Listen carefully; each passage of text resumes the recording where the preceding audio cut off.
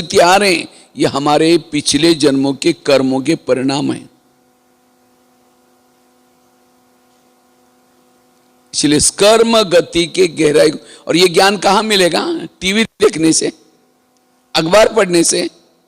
कहां मिलता है? मुरली से। इसलिए आज बाबा ने कहा ना, मुरली से ही तुमको श्रीमत मिलता है।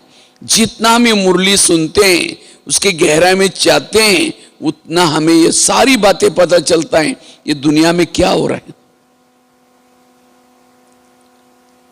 आज कोई कहते हैं इस दुनिया में बड़ा अन्याय हो रहा है। हो रहा है अन्याय?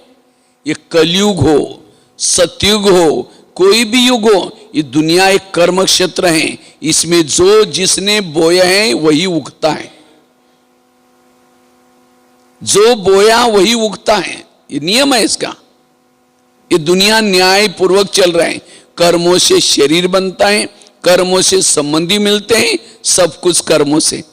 इसलिए एक भजन है ना, किसके झोले में कांटे हैं तो किसके झोले में फूल।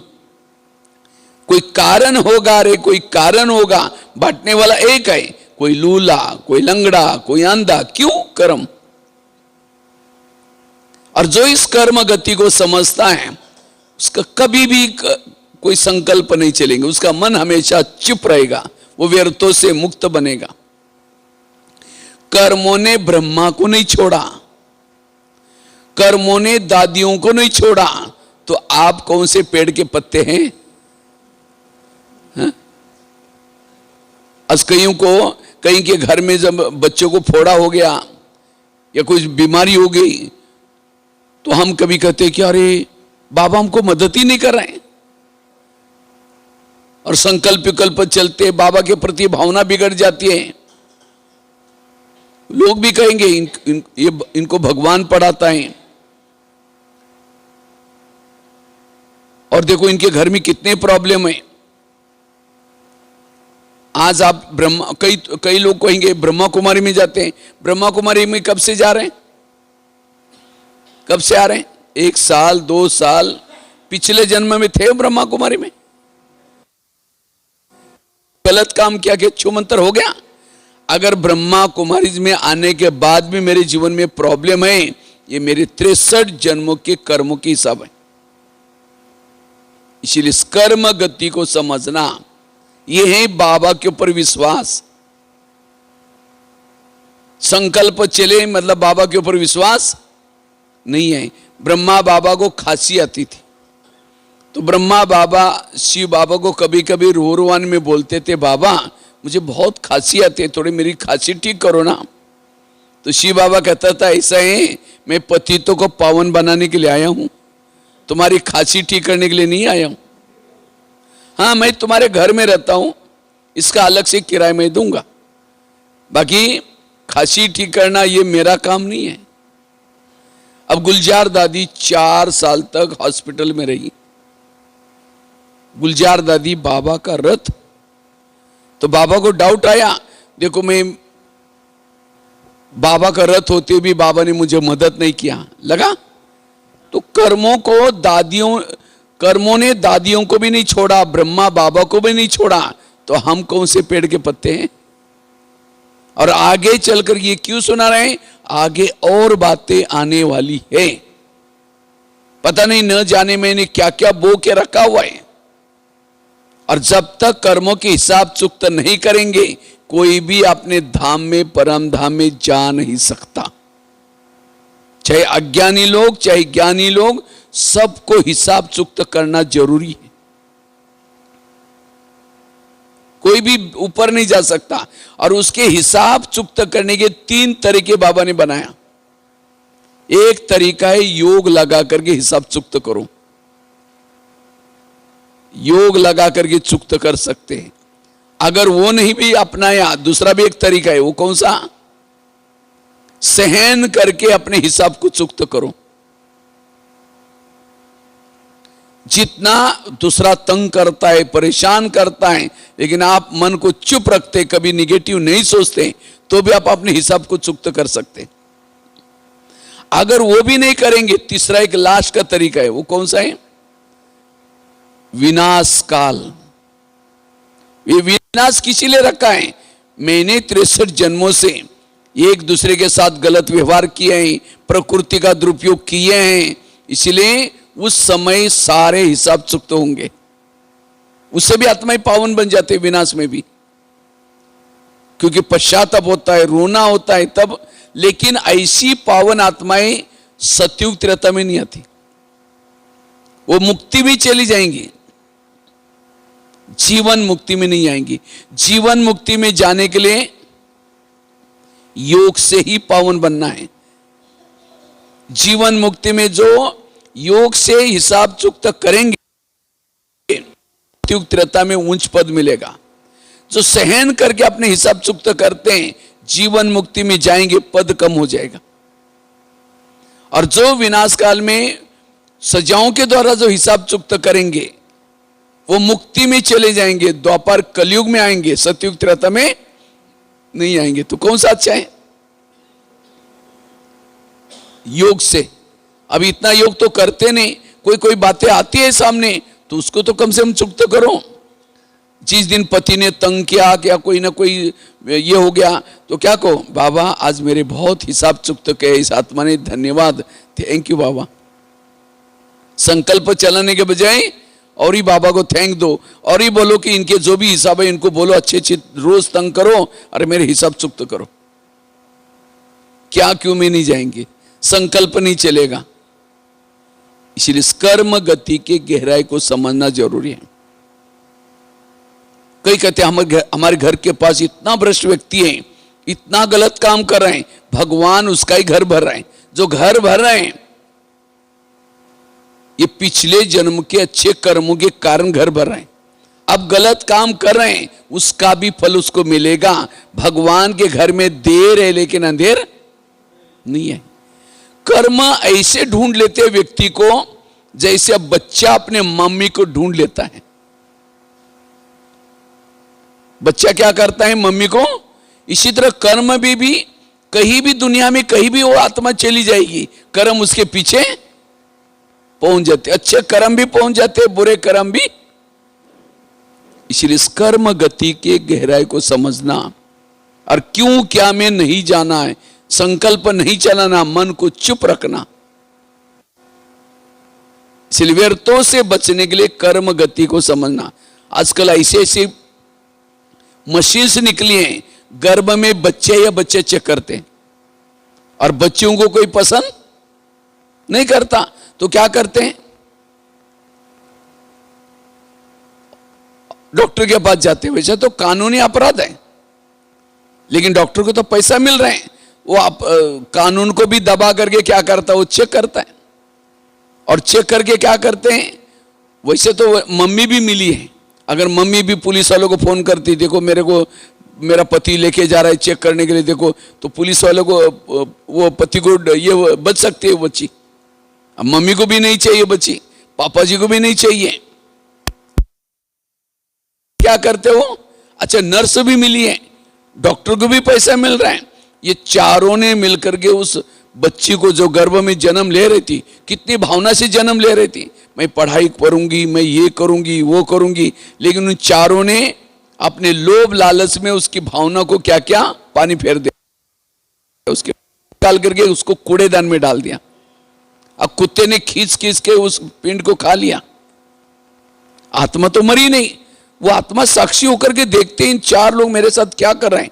वही आत्मा अगले जन्म में उसी मम्मी का, पापा जी का, नर्स का, डॉक्टर का मर्डर करके कूड़ेदान में फेंक देती।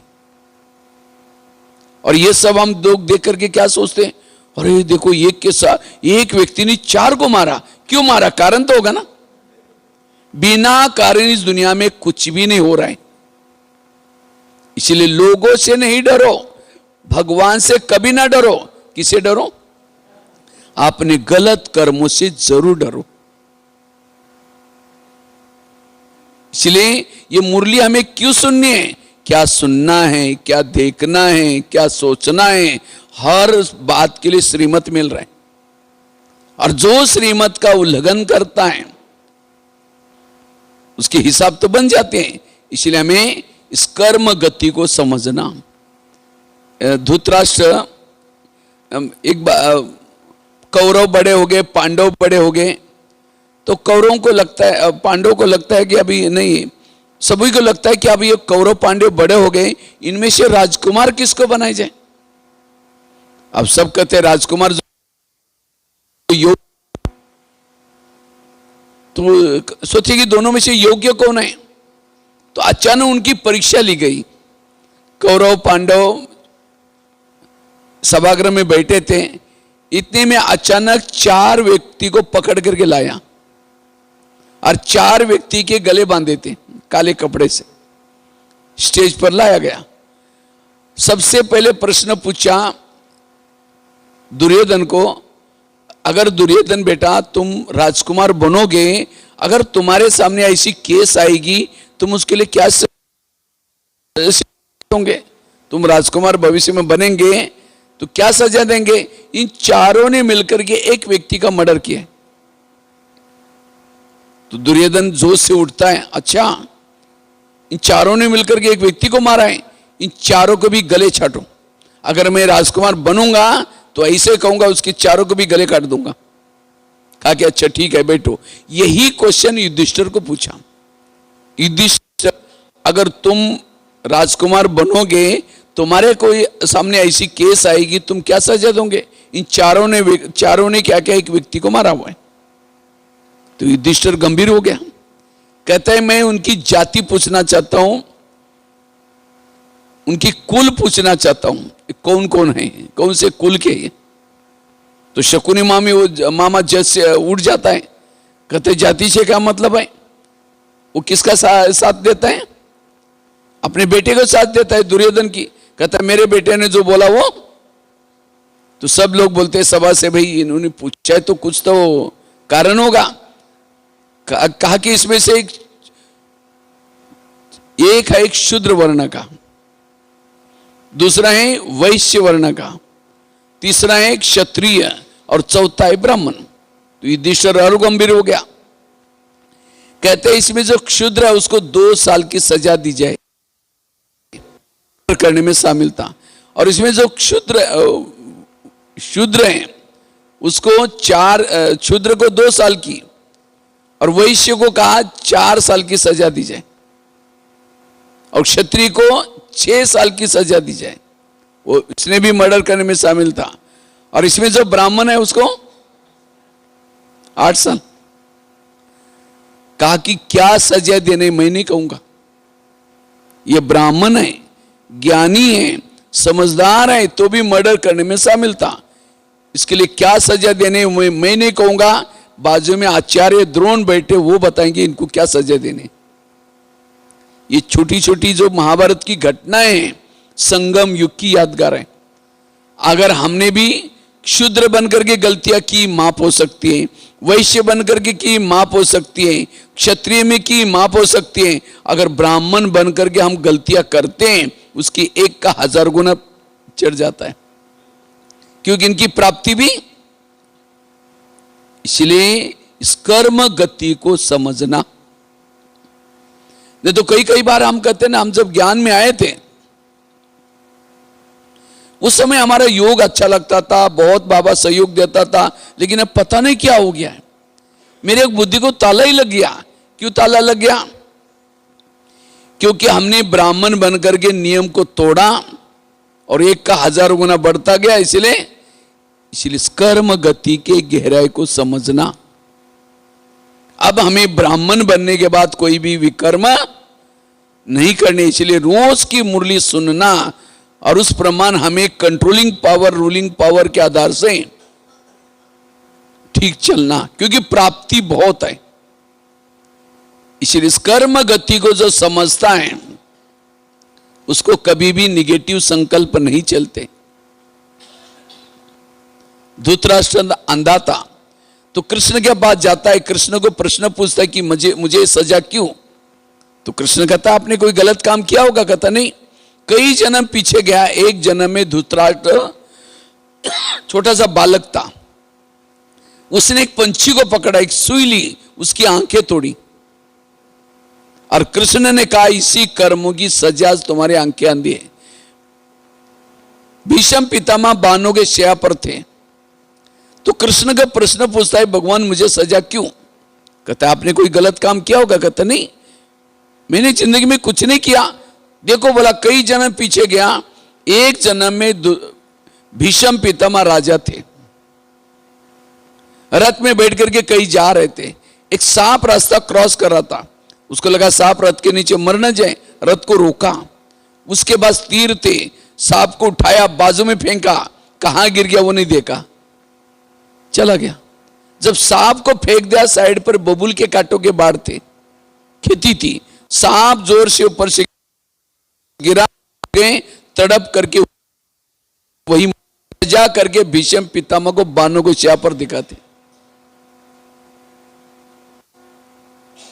इसलिए आज हमारे जीवन में भी कभी कभी ऐसी बातें आती हैं और ऊपर देख करके हम कहते हैं, भगवान तुमने भी आंखें बंद किया क्या? मेरे साथ ऐसा क्यों हो रहा है? कई कहते हम ज्ञानी हैं, इस जन्म में ज्ञानी है, पिछले जन्म में थे ज्ञानी, उस समय किया है, राजा बन गए, किसी को राजा से निकाल दिया, किसी को फांसी दी, ये सारी बातें कहां चली गई?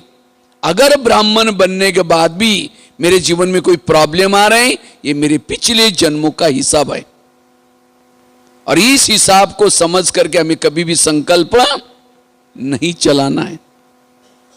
अगर संकल्प चलाएंगे, नफरत आएगी, घृणा आएगी, फिर गुस्सा भी आएगा, क्योंकि गुस्से का उत्पत्ति कैसे होते हैं? निगेटिव से। इसलिए व्यर्थों से बचना। निगेटिव कभी भी, जहर को भी अमृत बना करके पी लो, यह है समझदारी। कई को क्या लगता है, भगवान हमें दुख देता है। भगवान किसी को दुख नहीं देता, दुख मिलता है हमारे ही कोई कर्मों से, दुख हमारे ही कर्मों से मिलता है। आज योग न लगना, बुद्धि भटकना, ये भी क्या है? ये भी हमारे कर्म के हिसाब किताब है। इसलिए इस कर्म गति को समझना। एक बड़ी सुंदर घटना मैं सुनाने जा रहा हूं और इसका कुछ क्वेश्चन भी पूछूंगा आप लोगों को, इसलिए घटना को बड़े ध्यान से सुनना। एक मुंबई में एक बच्चा रहता था मम्मी के साथ। मम्मी थी, उसके पापा जी नहीं थे, उसको बहनें भाई कोई नहीं थे। मम्मी के साथ वो बच्चा रहता है झोपड़ी में। तो मम्मी मजदूरी का काम करती है। तो एक दिन वो मजदूरी का काम करने के लिए जा रहा था। इतने में बच्चे ने क्या देखा, एक गुब्बारे वाला गुब्बारे बेच रहा था।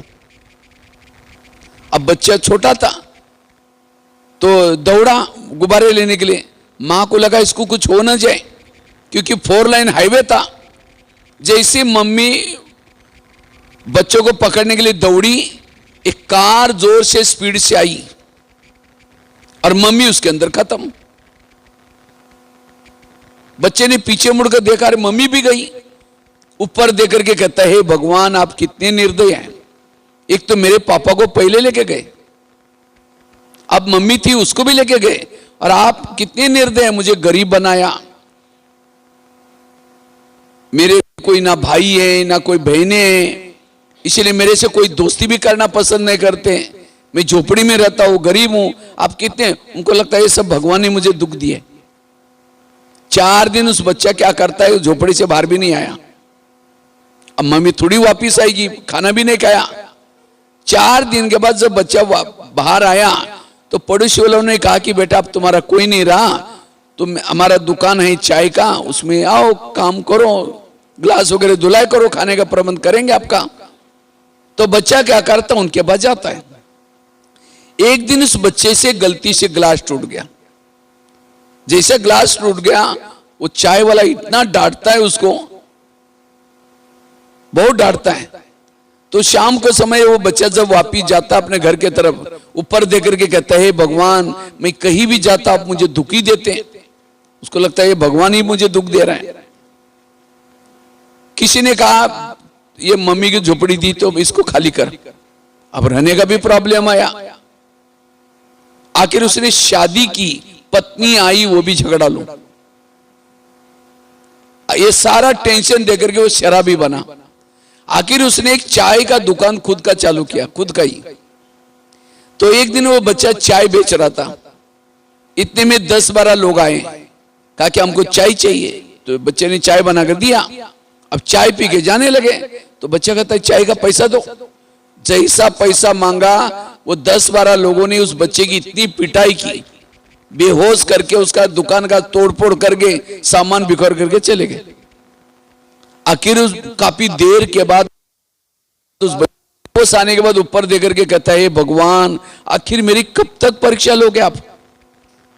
अभी तो जैसा कि वैसा मैंने दुकान चालू किया था और उसका भी मेरे तोड़फोड़ की, मार पिटाई की, आखिर कब तक? तब आखिर उसको लगता है चलो पत्नी को बताऊंगा, कुछ सहयोग देगी। जाकर के पत्नी को बताया आज मेरे साथ ऐसा हुआ, मार पिटाई हुआ, दुकान का सामान तोड़फोड़ किया। कहते तुम ही ऐसी, तुमने कुछ बोला होगा। और तनाव में आता है, टेंशन में। आखिर वो बच्चा रात को सो रहा था, खिड़की खुली थी, ऊपर चंद्रमा दिखाई पड़ रहा था। ऊपर देकर के कहता है भगवान मेरी कब तक परीक्षा लोगे, कितना मुझे दुख दोगे? ऐसा करते करते वो बच्चा सो गया। तो रात में 3-4 बजे खिड़की से आवाज आने लगा, बेटा उठो, बेटा उठो। तो बच्चे की नींद खुली। बच्चा कहता है कौन है, कौन है? अब कहा कि तुम्हारा पिताजी है। कहता मेरा पिताजी? वो तो पहले ही मरा हुआ है। फिर आवाज आता मैं तुम्हारे आत्मा का पिता परमात्मा हूं। तो बच्चा कहता अच्छा भगवान मैं आपसे बात नहीं करूंगा, आपने कितना मुझे दुख दिया है। फिर आवाज आता है बेटा ये मैंने कुछ नहीं दुख दिया, ये सब तुम्हारे कर्मों के परिणाम है। चलो मैं तुम्हारा पिछला जन्म दिखाता हूं। उस बच्चे का हाथ पकड़ करके भगवान ने एक महल के पास लेके गया। मुझे पिछला जन्म दिखाने वाले थे, ये महल के पास कहां लाए? भगवान ने कहा ठहरो तो सही।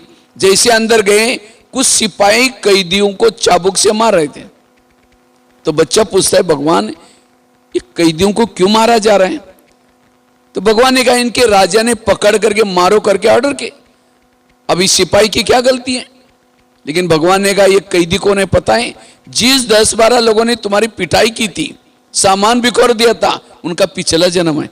हाँ फिर तो ठीक है, मारना चाहिए, बड़े खराब थे, अभी भी मेरे को दर्द हो रहा है, इतना पिटाई किया था। जैसे आगे गए, एक राजा बैठा था, मंत्री बैठा था, मदिरा पी रहे थे, एक बच्चे से ग्लास मंगवाया था। बच्चा थोड़ा देरी से आया तो राजा उसको डांटता है, बच्चा घबराता है और डांटता है, ग्लास टूट गया उसका। तो बच्चा पूछता है जो भगवान के साथ आया था, भगवान कहता है कि भगवान ये छोटे बच्चे को क्यों डांटा जा रहा है? तो भगवान ने कहा राजा का स्वभाव ही ऐसा है। लेकिन भगवान ने कहा ये बच्चा कौन है पता है? जिस चाय वाले ने तुमको डांटा था उसका पिछला जन्म है उस बच्चे का। फिर कहता डांटना चाहिए, बड़ा खराब था। जैसे आगे गए, एक अंडरग्राउंड में एक व्यक्ति बैठा था, दाढ़ी बड़ी थी, कपड़े फटे थे, हाथ में बेड़ी, पांव में बेड़ी। तो बच्चा पूछता है भगवान ये कौन है? कहा कि राजा का बड़ा भाई। कहा कि राजा का बड़ा भाई, इस राजा के बड़े भाई जी ऐसी हालत? कहा कि यही राजा बनने वाला था क्योंकि योग्य था, लेकिन इस राजा ने, उसके भाई ने खुर्ची के चक्कर में इसको देशद्रोही साबित किया है। ये देशद्रोही है और इसीलिए क्या क्या जनता से छिपा करके उसको अंडरग्राउंड में रखा हुआ है। जनता को पता नहीं इसका भाई कहां चला गया, देशद्रोही बना समझ करके यहां से निकाल दिया उसको, लेकिन अंदर रखा हुआ है। लेकिन भगवान ने कहा ये कौन है पता है? इसका पिछला जन्म है। इसका मतलब वो बच्चा पिछले जन्म में कौन था? कौन था? इतना समस्या आई उस बच्चे के जीवन में, वो पिछले जन्म में कौन था? वो कोई हिम्मत से नहीं बोल रहे, राजा था। वो बच्चा कौन था? राजा बनकर के उसने कैदियों को मरवाने की ऑर्डर की। वही कैदी चाय पानी के पीने बहाने आए, अपना बदला ले लिया। उसने राजा बनकर के उस बच्चे को डांटा था, वही बच्चा अपना हिसाब लेने के लिए चाय वाला बना, राजा गरीब बच्चा बना, अपना हिसाब ले लिया। राजा बनकर के उसने भाई के साथ ऐसा व्यवहार किया, वही भाई की आत्मा अपना बदला लेने के लिए पत्नी के रूप में आकर के रोज इनका झगड़ा चलता। नहीं, भगवान ने कहा तुमने राजा बनकर के अनेक झोपड़ियों को आग लगवाई थी, इसीलिए तुम्हें रहने का मकान नहीं है। तुमने अनेक बच्चों को मरवाया था, इसलिए तुम्हारे भाई बहनें कोई नहीं है। इतना ही नहीं, तुमने राजा बनकर के क्या क्या किया था। अगर मैं तुमको, तो क्या उस बच्चे के जीवन में जो समस्या भगवान ने दी थी, उसने ऐसे कर्म किए। तो ये मैंने आप लोगों को क्यों सुनाया? कभी कभी हमारे जीवन में कोई ऐसे प्रॉब्लम आते हैं और हम कहते हैं भगवान तुमने भी आंखें बंद किया क्या? ये साथ मेरे साथ क्या हो रहा है? ये मेरे ही कोई कर्मों के परिणाम है। इसलिए संकल्प को चलाने से, विरह सोचने से, गुस्सा करने से, सुसाइड करने से, घर छोड़ के जाने से क्या पूरा होगा? इसलिए मैंने जो बोए हैं मुझे ही चुक तो करना पड़ेगा। इसलिए बाबा कहते हैं वो मेरे जीवन में ना आए, इसलिए योग लगाओ, योग से वो चुक्त हो सकता है। इसलिए कर्म गति को समझना। नहीं तो कई ज्ञानी होने के बाद भी ये मेरे साथ ऐसा क्यों हो रहा है, इसने ऐसा क्यों किया। जिसको ज्ञान है ये कर्मों का, वो हर जगह पर हर परिस्थिति में एडजस्ट करके चलेंगे। वो कभी भी क्यों क्या में दूसरों को दोष नहीं देंगे। दोषी हैं तो मेरे ही गलत कर्म। इसलिए कर्म गति को समझना। कर्मों की गति बड़ी गहरी है। विघ्न 4 प्रकार के होते हैं।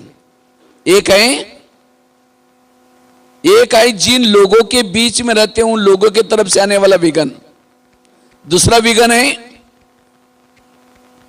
दूसरा है प्रकृति के 5 तत्वों के द्वारा आने वाला विघ्न। तीसरा है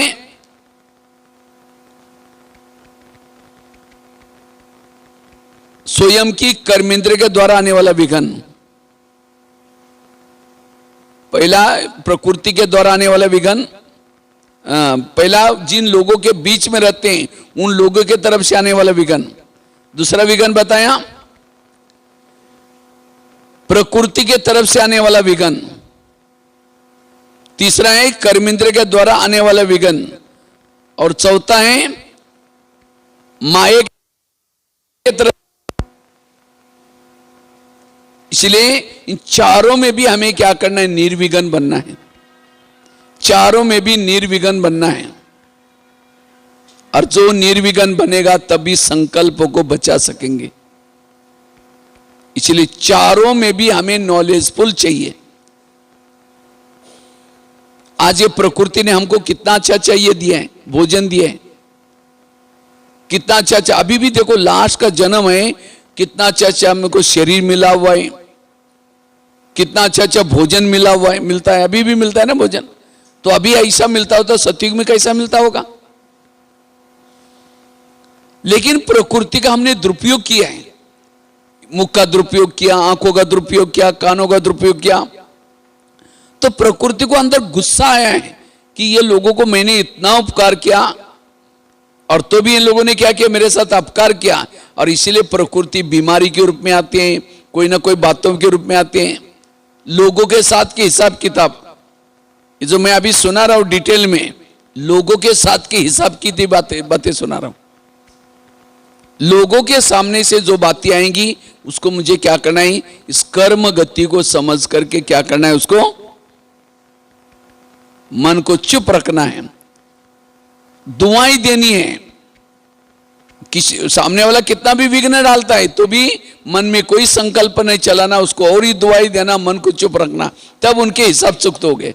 उसके बजाय 15 दिन से बात नहीं किया, संकल्प चलाए, उसको बददुआई दी, किसी औरों को सुनाया, उनकी भावना बिगाड़ दी, तो और ही कर्मों के हिसाब आपके बन गए उस व्यक्ति के साथ, चुक्त नहीं हुए।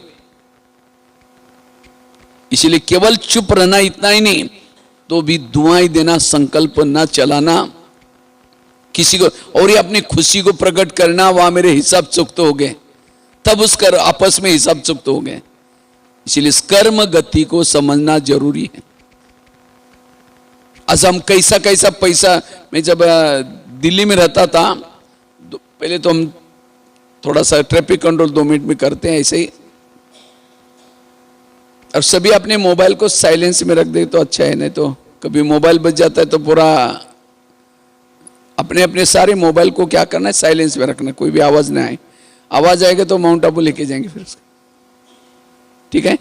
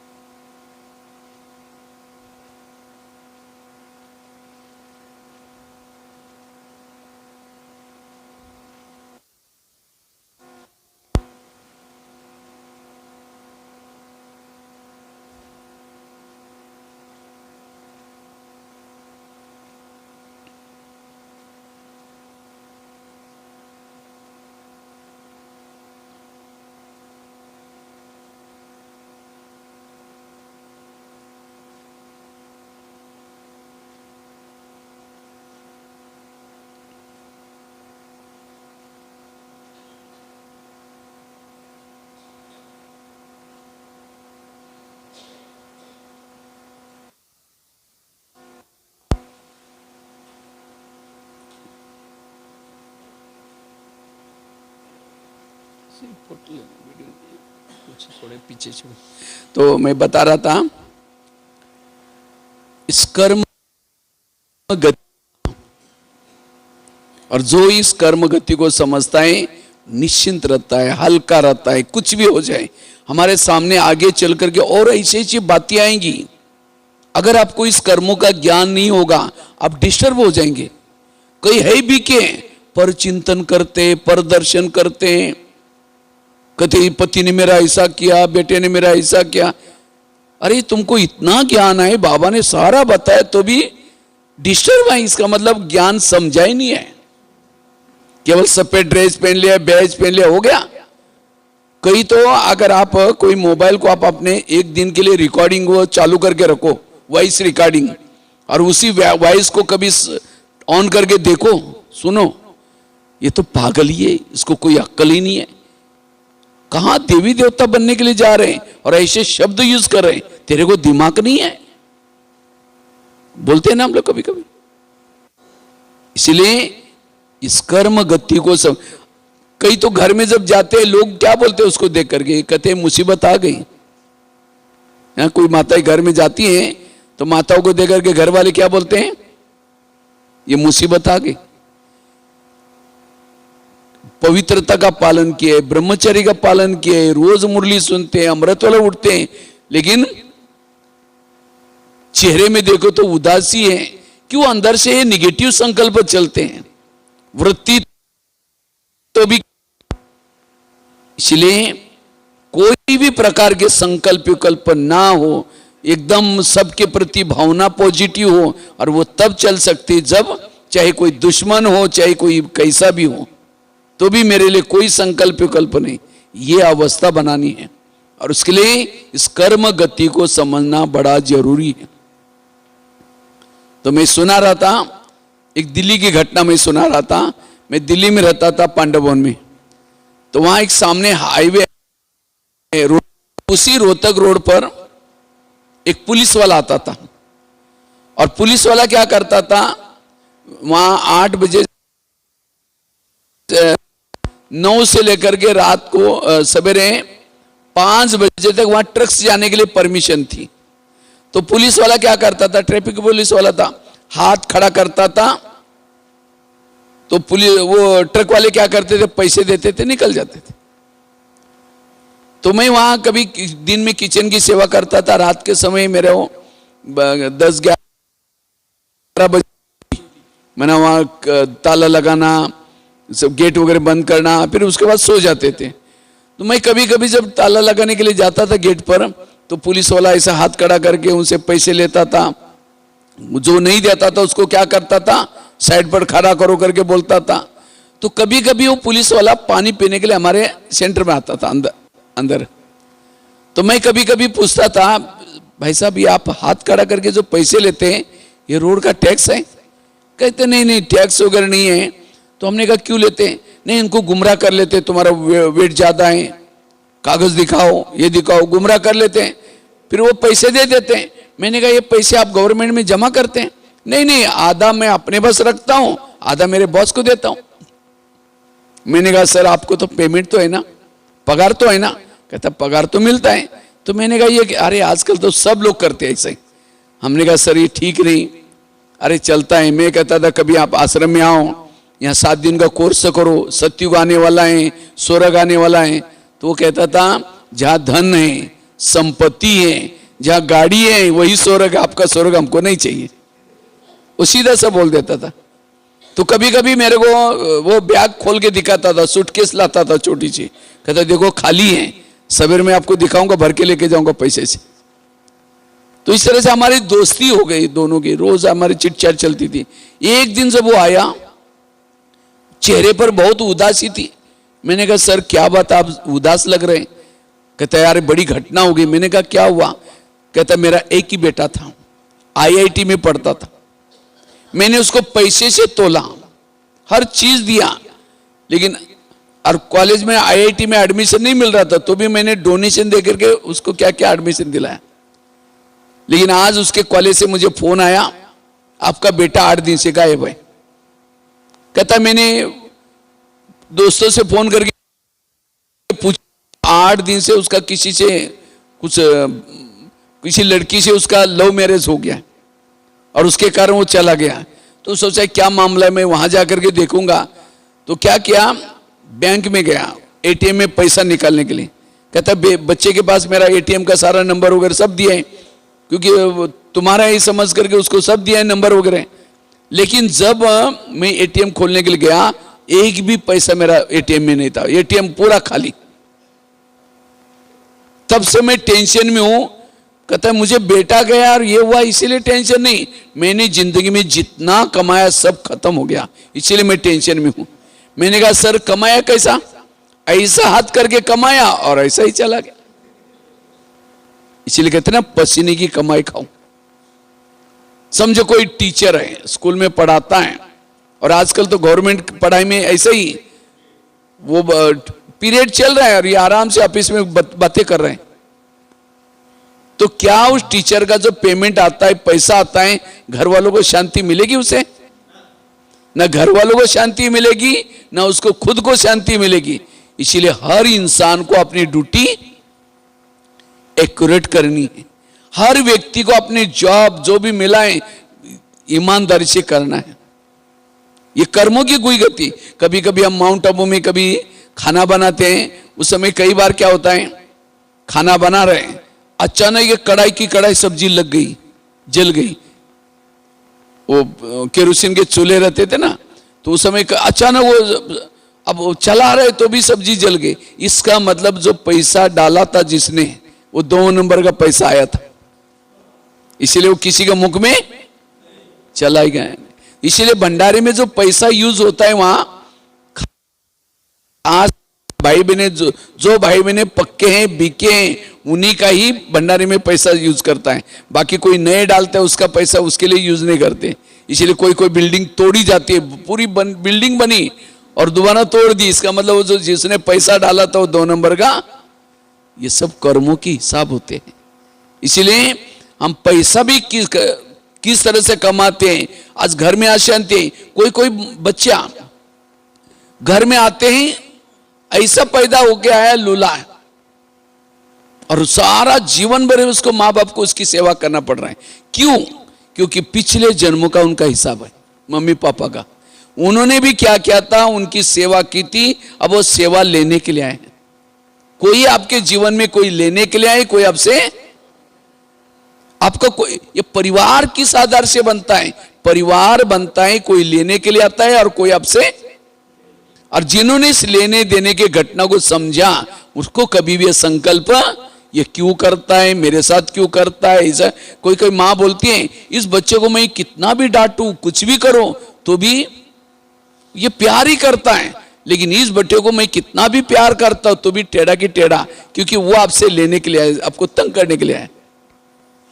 इसीलिए इस हिसाब किताब को समझना, क्यों क्या में नहीं जाना। एक माताजी थी, उसको 2 जुड़वे बच्चे थे, तो पालने में रखा था।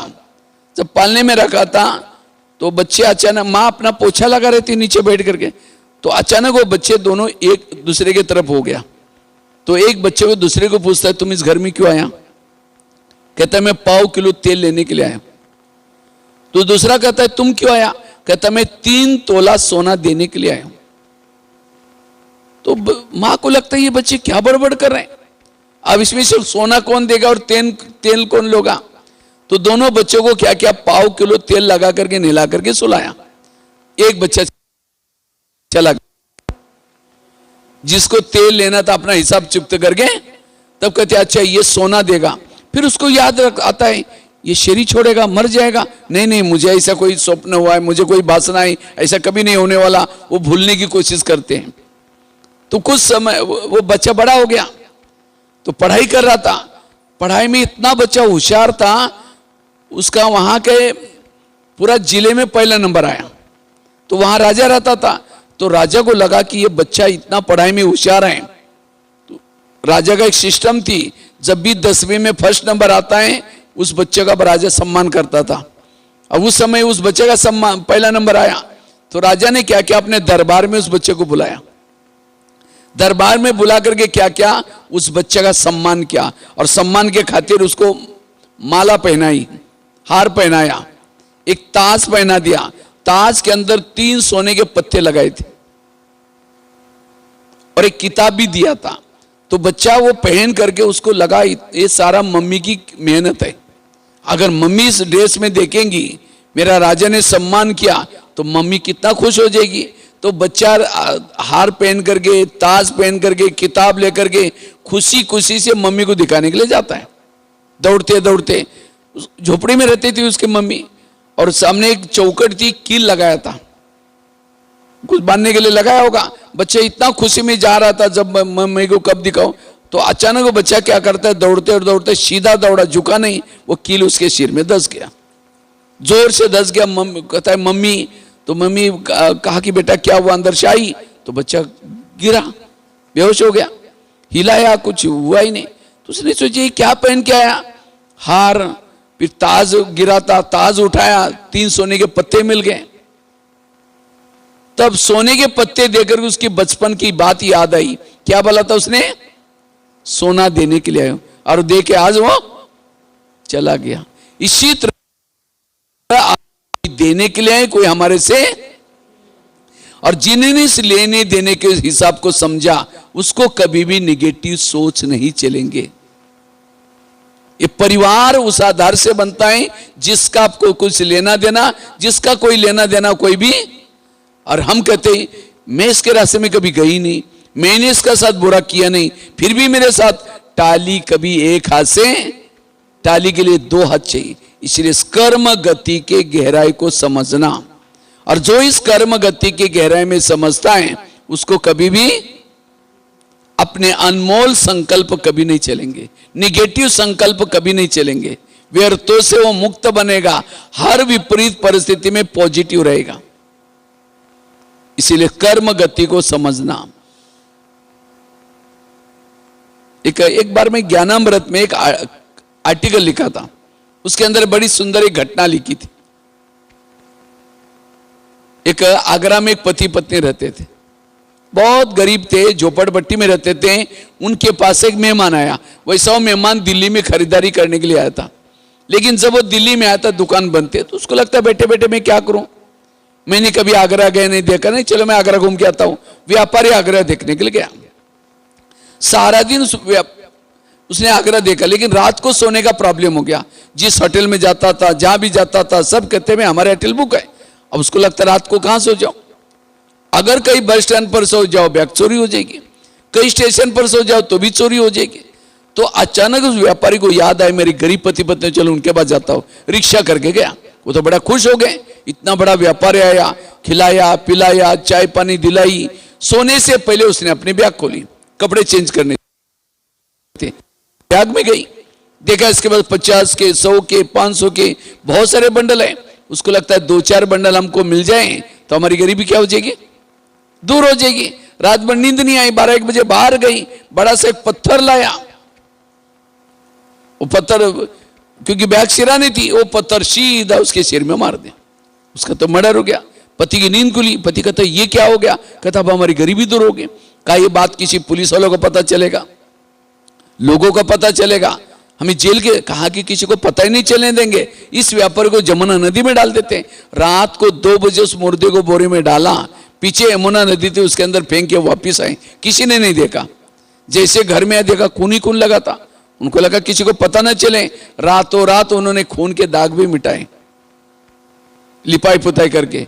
अब खून के दाग तो मिटाए, लेकिन कर्मों के दाग को कोई मिटा। इसलिए एक भजन है ना, कर्म का लेका मिटे ने रे भाई, लाख करे कोई चतुराई। उन्होंने उसी पैसे से एक प्लॉट लिया, छोटा सा मकान बनाया, दुकान खोला, गहने बनाई, गाड़ी करी, उनकी गरीबी दूर हो गई। लेकिन उनको कोई बच्चे नहीं थे, दोनों ही पति पत्नी थे। कुछ साल के बाद एक बच्चा भी हो गया, और एक ही बच्चा था, खिलाया पिलाया, कलेक्टर बनना जितना पढ़ाया, लेकिन अचानक उस बच्चे को टाइफाइड हो गया। उनको लगता है इस बच्चे को कुछ नहीं हो जाए। एक बड़े से हॉस्पिटल में इलाज किया, बहुत खर्चा हुआ, बनाए थे गहने बेचे, बच्चे का इलाज किया, बच्चा ठीक नहीं हुआ। गाड़ी बेची, सारा पैसा बीमारी में लगा तो भी बच्चा ठीक नहीं हुआ। दुकान चालू किया तो उसको भी बंद किया। उनको लगता है बच्चा ठीक हो जाएगा, दोबारा गहने गाड़ी लेंगे, कलेक्टर बनने वाला है। लास्ट में मकान भी बेचा, झोपड़पट्टी में चले गए। तो एक दिन वो बच्चा कहता है पापा जी अपने को जो मिला तो पैसा खत्म हो गया, अब मैं जा रहा हूं, बच्चा मर गया। तो बच्चा कौन था? वो जो जिस व्यापारी को मारा था वही आत्मा अपना पैसा लेने के लिए बच्चे के रूप में आई थी। ये है ऊपर वाले का डंडा, एक डंडा लगता है लेकिन आवाज नहीं आता। तो ये मैंने आपको क्यों सुनाया? आज माँ बाप ने होटल नहीं देखा, पैसा इकट्ठा किया, और बच्चा कोई ऐसा पैदा हुआ है गलत संगत में जा रहे, नशा कर रहे, पैसा बर्बाद कर रहे। ये माँ बाप ये बच्चे की हरकत देकर के सारा परिवार डिस्टर्ब है। ये बच्चा कौन है? पिछले जन्मों का हिसाब है। और इस ज्ञान में न, ये ज्ञान बुद्धि में न होने के कारण आज निगेटिव संकल्प चल रहे, गुस्सा आ रहे, वैर संकल्प चल रहे हैं। इसीलिए कर्म गति को समझना। आज दुनिया में तनाव पैदा हो रहा है। ये तनाव का कारण क्या है? क्योंकि उन दुनिया में इस कर्मों का ज्ञान नहीं है। इसलिए क्या क्यों क्यों करके किसी का मर्डर करता है, कोई सुसाइड कर रहा है, कोई क्या कर रहा है। अगर ये ज्ञान होता तो आज दुनिया में ये सब बातें। इसलिए ये ज्ञान की जरूरत हर इंसान को है। इसे तनाव से बच सकता है, टेंशन से बच सकता है। आज क्राइम का कारण यही है। इसलिए हमें बाबा ने इतना सब कुछ बताया तो भी हम कहते ये क्यों हो रहा है, मेरे साथ क्यों हो रहा है, ऐसा कैसा हो रहा है। इसलिए मन को चुप रखना, कर्म गति के गहराई में जाना, यह है दूसरी बात। तीसरी बात है, अगर हमें संकल्प को पॉजिटिव बना, पहली बात कौन सी सुनाई? ड्रामा को पक्का करना। दूसरी बात आई कर्म गति, और उसके अंदर कितनी सारे एग्जाम्पल मैं आप लोगों को बताया, कर्मों की कितनी एग्जाम्पल बताया। वो बच्चे वाली स्टोरी बताई, धृतराष्ट्र की बताई, भीष्म पितामह की बात बताई, वो दिल्ली पांडवन में की वो जो एक पुलिस वाली की बात बताई, साथ में आगरा की घटना सुनाई। अगर ये घटना भी याद रखेंगे तो भी आपको आज का एक लेक्चर कभी नहीं भूलेगा। इसलिए साक्षी होकर के रहो। ये दुनिया में जो कुछ हो रहे हैं सब कर्म गति से। तीसरी बात है, जो हुआ अच्छा हुआ, जो हो रहा अच्छा, जो होगा वो भी। मेरे जीवन की हर घटना में कल्याण है। अगर ये आप पक्का करेंगे इस मंत्र को, कभी भी आपके संकल्प नहीं चलेंगे। बच्चे ने गिलास गिराया, इतना गुस्सा करेंगे, तेरे को अक्ल नहीं, तुम कमा के लाओ तो पता चलेगा। गिलास था 10 रुपए का, गुस्सा करेंगे, हार्ट में प्रॉब्लम आएगा, 10 लाख रुपए का ऑपरेशन करना पड़ेगा। गिलास कितना रुपए का था? 10 रुपए का, लेकिन गुस्सा करने से कितने गए? 10। कौन सी समझदारी है? इसलिए ग्लास भी टूटा, क्या बोलो, कोई बात नहीं बेटा, दूसरा लेंगे। इसलिए संकल्प, वो ग्लास से भी ज्यादा महत्व कि आपके संकल्प। एक एक संकल्प की कीमत लाखों करोड़ है। इसलिए बाबा ने कहा, हमारा एक ब्रह्मा कुमारी का गीत है, यूं तो कोई धन नहीं गवाना, लेकिन संकल्प का धन कभी, संकल्प से चलते सूरज चांद सितारे। बड़ा अच्छा सुंदर गीत है वो। इसलिए संकल्पों को वेस्ट नहीं करना, मन को चुप रखना। आजकल एक बाबा एक शब्द यूज कर रहे हैं, बच्चे तीव्र पुरुषार्थ करो। कैसे बनो? तो तीव्र पुरुषार्थ मतलब रात में जागना, मौनी बाबा बन करके बैठना, किसी से बात न करना, यह है तीव्र पुरुषार्थ। तीव्र पुरुषार्थ अर्थात मन को चुप रखना। कोई व्यक्ति दौड़ा फिर वापिस आया, फिर दौड़ा फिर वापिस आया, फिर दौड़ा वापिस आया, कहां रहेगा? कहां से निकला वहीं। इसी तरह मैंने डट करके 2 घंटा योग लगाया और सारा दिन निगेटिव सोचा, जितने दौड़े उतना वापिस। फिर 2 घंटा योग लगाया, फिर निगेटिव सोचा। इसलिए मन को सदा चुप रखना, यह है तीव्र पुरुषार्थ। यह है तीव्र पुरुषार्थ। कोई भी प्रकार के मेरे संकल्प विकल्प ना चले, और जिसके संकल्प ना चलते उसकी एनर्जी बचती है, उसी ऊर्जा बचती है, और उसी से निरंतर आपके भ्रुकुटी में आत्मा का दीपक जागृत रहेगा। ये आत्मिक स्थिति क्यों नहीं बन रहे? क्योंकि हमारे संकल्प निगेटिव चल रहे हैं। और इसलिए शिवरात्रि में बाबा ने ये गिफ्ट मांगी है, आपको देना है तो अक का फूल चढ़ाओ। कौन सा? विरत संकल्प का अक का फूल चढ़ाओ। क्योंकि संकल्प फाउंडेशन है। अगर फाउंडेशन ही आपका निगेटिव है, आपका सब कुछ निगेटिव, आपका व्यवहार निगेटिव, आपकी दृष्टि निगेटिव, वृत्ति निगेटिव, सब कुछ निगेटिव। इसलिए संकल्पों को समर्थ बनाओ, और जिसके संकल्प समर्थ हैं उसके जीवन में कोई समस्या नहीं। जिसके संकल्प समर्थ हैं उसके जीवन में गुण है, और जिसके संकल्प निगेटिव हैं उसके जीवन में दुर्गुण है, अवगुण है। इसलिए पॉजिटिव बनना। और उसके लिए तीसरी बात सुना रहे थे, जो हुआ अच्छा हुआ, जो हो रहा अच्छा, जो होगा वो भी मेरे जीवन की हर घटना में कल्याण है। परमात्मा कल्याणकारी है, संसार कल्याणकारी है। उसका नाम ही क्या है? शिव। शिव मतलब गणेश को क्या बोलते हैं? विघ्नहर्ता। क्या बोलते हैं? वो विघ्नहर्ता क्यों है? क्योंकि उसका पेट बड़ा है। पेट बड़ा मतलब कोई कुछ भी बोलता उसको पेट में संभालो। गणेश का एक एक अंग हमें विघ्न हरने की प्रेरणा देता है। केवल पूजा करना नहीं, लेकिन उसके अंदर का एक एक जो उसकी अंग है, उस अंग के घटना को हमें क्या करना है? जीवन में लाना है, रहस्य को जीवन में उतारना है। तब आपके जीवन में कोई विघ्न नहीं आएंगे। कोई कुछ भी कहता उसको पेट में संभालो। और क्या दिखाते गणेश का? गणेश को क्या क्या उसके शिवजी ने क्या काट दिया, और किसका लगाया? हाथी का। तो गला काटा मतलब बाबा ने कोई हमारे गले काटे हैं? बाबा ने क्या किया? बाबा ने हमारे बुद्धि को चेंज किया। हमारी पहली बुद्धि क्या थी? ये मेरा है, मेरे बच्चे, मेरा परिवार, ये हद की बुद्धि थी। उस हद की बुद्धि को क्या बना दिया? बेहद की बुद्धि बनाया, परिवर्तन किया। इसलिए गला काटा। और किसका लगाया? हाथी का। हाथी के गले में बहुत बड़ी विशेषता है। हाथी हमेशा कान हिलाता रहता है। क्यों? हाथी के कान में चींटी गई मर जाता है, इसलिए चींटी से बचता है। इतना बड़ा हाथी डरता किसे? तो इसी तरह हमें भी विघ्नहर्ता बनना है। तो हमें भी कोई भी व्यर्थ बातें, निगेटिव बातें सुननी, लेकिन हम कान हिलाने के बजाय और जानबूझ करके कहते हैं और क्या हुआ? वो उठ के भी जा रहे, कहेंगे बैठो ना, चाय पानी बताओ ना क्या हुआ। जो निगेटिव बातें, परचिंतन की बातें सुना रहे हैं उसको क्या पिलाते हैं? चाय पानी पिलाते। अगर एक दिन उसको चाय पानी पिलाएंगे, उन्होंने कुछ गलत देखा, दूसरे दिन आपके पास कहां आएंगे? अब क्योंकि आपको कचरा डालने का स्थान हो गया उनका। इसलिए कोई निगेटिव बातें सुनाता उसको हाथ जोड़ो प्लीज, ऐसी फालतू बातें हमको नहीं सुनाओ, कान हिलाते रहो।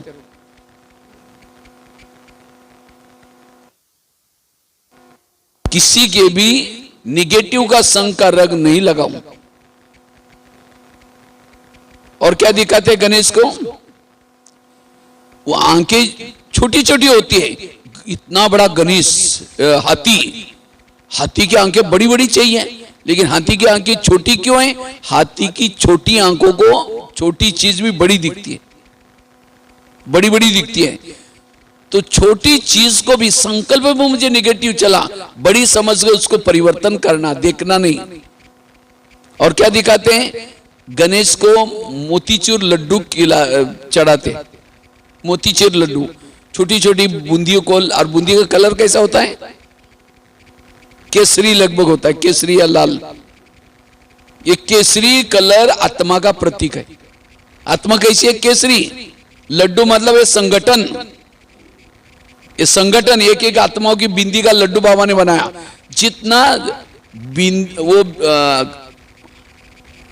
वो जो बूंदी है, जितना लड्डू के साथ है उतना सेप है। अगर लड्डू से एक भी बूंदी अलग हो गई तो चिटिया उसको खींच करके कहां लेके जाएंगी? बिल में लेके जाएगी और चट कर देंगी। तो इसी तरह बाबा ने जो संगठन बनाया, हमें रोज सवेरे 1 घंटे के लिए लड्डू के साथ चिपके रहना है। यहाँ अगर 15 दिन 20 दिन संगठन से दूर रहेंगे, सेंटर में आएंगे नहीं, तो माया चिट्ठी बिल में डाल करके हप कर देगी। इसलिए अगर आपको निर्विघ्न बनना है, रोज हमें 1 घंटे के लिए संगठन के साथ आना है। और उस संगठन का बल जो मिलेगा, माया डर जाएंगी, दूर से भाग जाएगी। हमें इसलिए संगठन में आना है। और क्या दिखाते? गणेश का वाहन क्या दिखाते? चुआ। जो माया चुआ है उसके ऊपर जीत प्राप्त, के ऊपर जीत प्राप्त करना। और गणेश का एक पांव ऊपर है, एक पांव नीचे है, डांस करता है। कई चित्रों में दिखाते गणेश डांस कर रहे हैं और उसका एक पांव नीचे और दूसरा अब घर जाना है, अब घर जाना है। जिसको स्मृति है वो निर्विघ्न है। और उसका भाई का नाम क्या था? कार्तिकेय। जिसका बाप शिव है, शिव मतलब कल्याणकारी। जिसकी मां कौन थी? पार्वती। पार्वती मतलब उसके परिवार का ऊपर, पार्वतन मतलब वतन में रहने वाले हैं। जिसका परिवार ऊपर है उसके जीवन में विघ्न क्या आ सकते हैं। और जिसका भाई का नाम कार्तिकेय, और वो कैसा था? ब्रह्मचारी। जिन्होंने पवित्रता को अपना भाई बनाया, उसके जीवन में विघ्न नहीं आ सकते। तो पवित्रता को अपना भाई बना दो। जितना पवित्र रहेंगे कभी भी विघ्न नहीं आएंगे। और जिसका बाप शिव है, जिसकी मां पार्वती है, जिसका भाई कार्तिकेय पवित्र है, उसके जीवन में रिद्धि और सिद्धि ये पीछे पीछे आएगी। उसकी पत्नियां थी ना रिद्धि सिद्धि, उसके जीवन में सफलता। जब सफलता आएगी तो संकल्प चलेंगे नहीं। अगर मेरे जीवन में सफलता नहीं है, रिद्धि सिद्धि साथ में नहीं है, इसका मतलब मैं पवित्र भाई को भूल गया हूं। मेरा पिता कल्याण करे, उसको भूल पर इसीलिए भूल गया, तब जाकर के प्रॉब्लम है। इसलिए हमेशा पॉजिटिव रहना, सकारात्मक रहना। जो हुआ अच्छा हुआ, जो हो रहा अच्छा, जो होगा वो भी। मेरे जीवन की हर घटना में कल्याण है। एक भगत था, रोज क्या करता है? एक मूर्ति की पूजा करता है। मूर्ति की पूजा करते करते एक दिन मूर्ति को बोलता है भगत, भगवान जी आप खड़े खड़े थक नहीं गए, मैं आपका काम करता हूं। तो मूर्ति ने कहा, रे भगत जी, भगवान बनना कोई साधारण बात नहीं, उसके लिए चुप रहना पड़ता है, शांत रहना पड़ता है। नहीं कहता भगवान जी मुझे एक दिन चांस दो। बहुत रिक्वेस्ट करने लगा तो भगवान ने कहा ठीक है, लेकिन मेरी एक शर्त है। बोला क्या शर्त है? जैसा मैं चुप रहता हूं तुमको भी चुप रहना पड़ेगा। कहता ठीक है, मैं वो प्रतिज्ञा करता, मैं चुप रहूंगा, कुछ नहीं बोलूंगा। तो भगवान ने कहा ठीक है, एक दिन का मैं चांस देता हूं। इतने में क्या हो गया? वो भगत क्या बन जाता है? मूर्ति बन गया, स्टैच्यू बन करके खड़ा हुआ। और भगवान भगत का रूप धारण करके झाड़ू पोछा करके चला गया अपने घर में। इतने में एक भगत आया, उसके चरणों में सिर झुकाया, कहता भगवान मैंने धर्मशाला खोली, मंदिर खोली, अपनी बड़ी मदद की, अब एक मंदिर बनाने वाला मदद करना करके सिर झुकाया। तो उस समय उसका एक बड़ा सा पैसे का पैकेट नीचे गिर गया, जाने लगा। तो मूर्ति को टेंशन हो गया, भाई आपका पैकेट है लेके जाओ। तब तक उसको याद आ, भगवान ने कहा तुम्हें चुप रहना, कुछ नहीं बोलना। इतने में गरीब आदमी आया, भिखारी, कहता भगवान मैं 8 दिन से भूखा हूं, मैंने कुछ नहीं खाया, आप हमेशा मदद करते, कुछ तो दो। ऐसा करके सिर चरणों में रखा दर्शन करने के लिए। उसकी नजर पैकेट के ऊपर गई, कहता भगवान थैंक यू, मैंने थोड़ा मांगा और आपने बड़ा पैकेट दिया, कई दिनों के लिए दिया। वो उठा के लेके जाने लगा, उसको लगा भगवान ने दिया मुझे। तो मूर्ति टेंशन हो गई, अरे मैंने तेरे को दिया है नहीं, तुम चोरी करके लेके जा रहे हैं। ये तो उस व्यापारी का है, बोलने वाला था। तब उसको याद है, भगवान ने कहा तुम्हें चुप रहना है, कुछ नहीं बोलना। फिर इतने में एक नाविक आया जिसको 6 महीने के लिए समुद्र जहाज चलाने के लिए जाने वाला था। कहता है भगवान मैं जा रहा हूं, मेरा परिवार अकेला है, उनका ध्यान रखना, मुझे भी आंधी तूफान से बचाना। सिर झुकाया चरण मूर्ति के ऊपर। इतने में पुलिस वाले आए, क्योंकि व्यापारी पुलिस वालों को लेके आया। कहते सर मेरा बहुत पैसा गिरा है और सवेरे सवेरे मैं यहाँ आया था और यहाँ से मैं जाने के बाद यही आदमी आया। अब पुलिस वाले ने उस नाविक के हाथ में बेड़ियां डाली, चल थाना चल। अब मूर्ति को टेंशन हो गया, पैसा कौन लेके गया? वो गरीब आदमी है और पकड़ करके इसको लेके जा रहे हैं नाविक को। ये तो बड़ा अन्याय है। और भगवान ने कहा तुमको भगवान बनने का चांस दिए, भगवान होता तो भी भक्तों की रक्षा करता। और भगवान ये कहा तुमको बोलना ही नहीं है, भगवान होता तो भी बोल देता और भक्तों की रक्षा करता। ये बोल देता है मैं भगवान हूं, भगवान बोल रहा है ये निर्दोष है, उसको छोड़ो। एक गरीब आदमी लेके गए, उसको पकड़ो। तो पुलिस वाले इधर उधर देखते हैं, यहाँ कोई है भी नहीं, अब आवाज भी आ रहे हैं। उनको लगता भगवान ने आकाशवाणी की। अब भगवान तो झूठ नहीं बोलेगा। उस नाविक को छोड़ करके कहां चले गए? वो पुलिस वाले चले गए। तो शाम को भगवान आया तो पूछा कि भाई तुम्हारा कैसा रहा दिन? कहता है भगवान आप ही भगवान बनना, मैं एक दिन में इतना टेंशन में आया और आप 24 घंटा इसे चुप कैसे रहते हैं? अरे भगवान ने कहा हुआ क्या? कहता है लेकिन एक गरीब आदमी है वही उठा के लेके गया। कहता है भगवान थैंक यू आपने दिया, मैंने दिया ही नहीं, वो चोरी करके लेके जा रहा था तो भी आप मैंने। लेकिन एक गरीब आदमी नाविक जो रोजी रोटी कमाने के लिए जा रहा था, पुलिस वाले उसको ही चोर समझ करके लेके जा रहे थे। भगवान मेरे सामने उसने नहीं लिया था, वो गरीब आदमी लेके गया। इसलिए आप होते तो भी बोल देते, मैंने बोल दिया और उसको जेल में जाने से बचाया, मैंने अच्छा काम किया ना। भगवान ने कहा तुमने सत्यानाश कर दिया, तुमको मैंने बोला तो चुप रहना, क्योंकि इस दुनिया में जो कुछ हो रहा है सब अच्छा ही हो रहा है, इसमें कुछ भी बुरा, सब न्यायपूर्वक हो रहा है।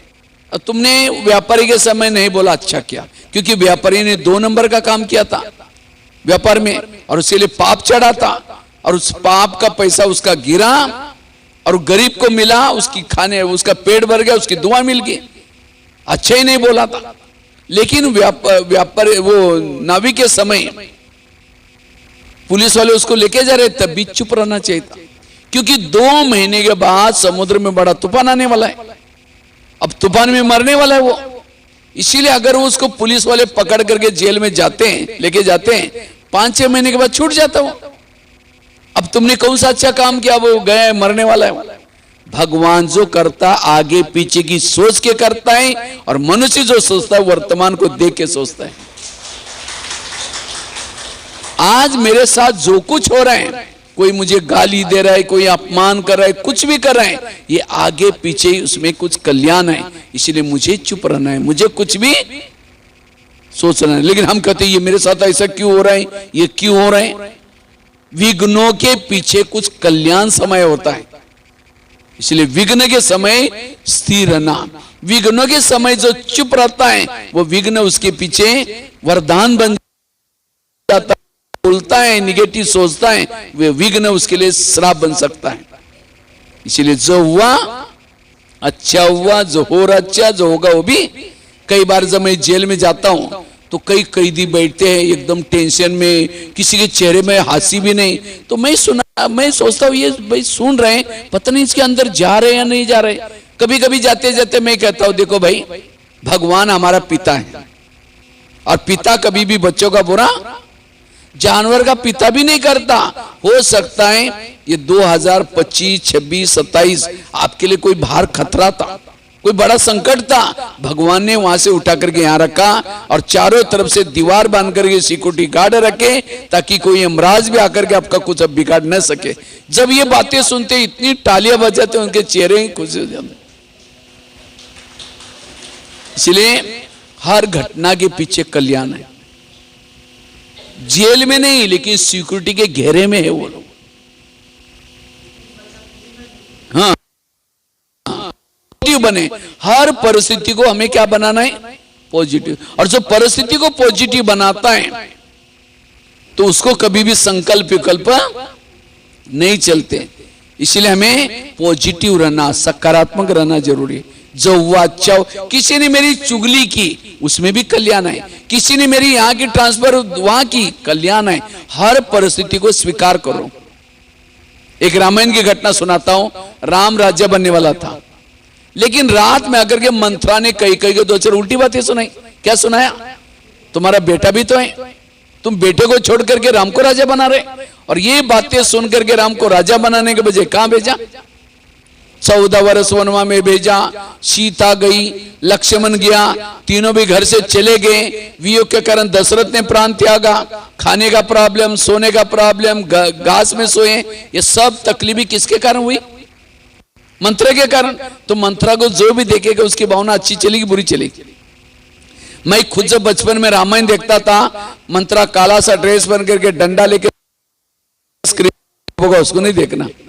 मेरे को मंत्रा को देखने का बड़ा नफरत आती थी, क्योंकि छोटे छोटे बच्चों को कहां भेज दिया? जंगल में, और कहां राजकुमार और कहां कांटे में चुगली लगाए। अब मैं सोचता कहीं जहर देने के लिए तो नहीं जा रहे। लेकिन एक दिन मैंने जब सोचा तब पता चला मंत्रा ने राम के साथ जो किया वो, अगर रात में ना आती राम क्या बनने वाला था? राजा। राजा बनता तो जंगल में नहीं जाता, जंगल में नहीं जाता सीता की चोरी ना होती, अगर सीता की चोरी नहीं तो रावण का मारता, राम की महिमा कोई नहीं गाता। तो राम की महिमा किसके कारण? मंत्रा के कारण। इसी तरह भगवान ने हर एक के घर में, आसपास में, ऑफिस में एक दो मंत्रा रखी है। हर एक के घर में बाबा ने एक दो मंत्रा रखी है। लेकिन आज वही मंत्रा का व्यवहार हमें चुभता है। कोई हंसती है, हमें लगता है मेरे को देख कर जरूर हंस रहे हैं। कोई किसी से बात भी करते लगता है मेरी चुगली जरूर लगा रहे हैं। हाँ? और यही आज हमारे निगेटिव का कारण है। लेकिन राम के मंत्रा ने तो राम का भला किया, तो आपकी भी मंत्रा क्या करने वाली? आज तक आपके जीवन में बहुत मंत्राएं आई, चुगली लगाई, यहाँ की बातें, उस सभी मंत्राओं से आपका अच्छा हुआ है बुरा हुआ है? पीछे मुड़कर देखो सभी। अगर उसमें से एक भी घटना निकाल दो, यहां ना होते। आज यहां आए हैं इतनी अच्छी जगह पर, उन मंत्राओं की देन है। इसलिए कभी एकांत में बैठ करके आज तक जिन्होंने तंग किया उन सबको धन्यवाद दो। आप लोगों ने हमारे साथ जो व्यवहार किया वो अच्छा किया, लेकिन 5000 साल के बाद फिर दोबारा ऐसा करने के लिए जरूर आना। ये है पॉजिटिव। इसलिए मेरा कोई भी दुश्मन, मेरा कोई दुश्मन नहीं। जो मेरा साथ जो हो रहे हैं अच्छा, सारे गीता का सारा है, जो हुआ अच्छा हुआ, जो हो रहा अच्छा, जो होगा वो भी। अगर कोई पति का, माता जी का पति तंग ना करता, परेशान ना करता, उस माता जी को बुलाते, माता जी थोड़ा ज्ञान सुनने के लिए आओ ना, तो क्या बोलते? बहन जी हमारे घर में बड़ी शांति है, नहीं चाह रहे तुम्हारा ज्ञान। उस पति का धन्यवाद। तंग क्या, परेशान क्या, मंदिर में भक्ति करने के लिए गए, वह प्रदर्शन देखी, वो देख करके यहाँ आए, इतना अच्छा ज्ञान मिला, सत्युग में जा रहे। तो जो हुआ अच्छा हुआ। अगर राम के जीवन में मंत्रा ना आती, ना हनुमान मिलता, ना अंगद, ना ऋषि, ना मुनि, किसके कारण मिले? तो आज आपको बाबा मिला, इतना अच्छा दैवी परिवार मिला, दीदी दादियां मिली, किसके कारण? आज तक की मंत्राओं के कारण। अगर वो ना होती तो आज इतना हम लोग आप लोगों से मिलते? कहां आप अपने कामों में व्यस्त रहते हैं। इसलिए जो हुआ अच्छा हुआ, जो हो रहा अच्छा, जो होगा भी। राम जब वनवास से आता है, सारे लोग उसका स्वागत करने के लिए आए थे, और मंत्रा कई सभा में नहीं थी। तो राम ने सबसे पूछा कि मंत्रा और कई मां कहां है? कहा कि तो आई नहीं। तो तो राम ने सबको छोड़ा और उनके पास चला गया। कहा कि माँ आप मेरा स्वागत करने के लिए क्यों नहीं आए? कहा कि बेटा हम कैसे आए, हमने तेरी चुगली लगाई थी। तो राम क्या बोलता है, नहीं माँ, मैं आपके कारण पुरुषोत्तम राम, भगवान राम, विजय राम बन के आया हूं। उसने ये नहीं कहा कि तुम तो बुढ़िया ना, तुमने मेरी चुगली, 2 थप्पड़ नहीं लगा इसको। लेकिन हम क्या करते हैं, आज तक जिन्होंने विघ्न डाली उसको देखते ही देखो आ गया आ गया, देखो इधर का किनारा करके जाएंगे, उसकी बुराई करेंगे, सबको कहेंगे इसने मुझे तंग करके छोड़ा था, उन्होंने ऐसा, और वही वेर संकल्प का कारण है। इसलिए जो हुआ अच्छा हुआ, जो इसलिए तब जाकर के हल्के रहेंगे, कभी भी नेगेटिव संकल्प नहीं चलेंगे। इसलिए अपने अपने मंत्रों को धन्यवाद दो, दुआई दो, अपकारी पर भी उपकार करो, क्षमा करो, दया करो, और वही व्यर्थों से मुक्त रह सकता है। इसीलिए जो हुआ अच्छा हुआ, जो हो रहा अच्छा, जो होगा वो भी मेरे जीवन की हर घटना में कल्याण है। 3 बातें सुनाई। पहली बात बताई, पहली कौन सी बताई, ड्रामों को पक्का करना। दूसरी कौन सी बताई, कर्मों की घुई गति।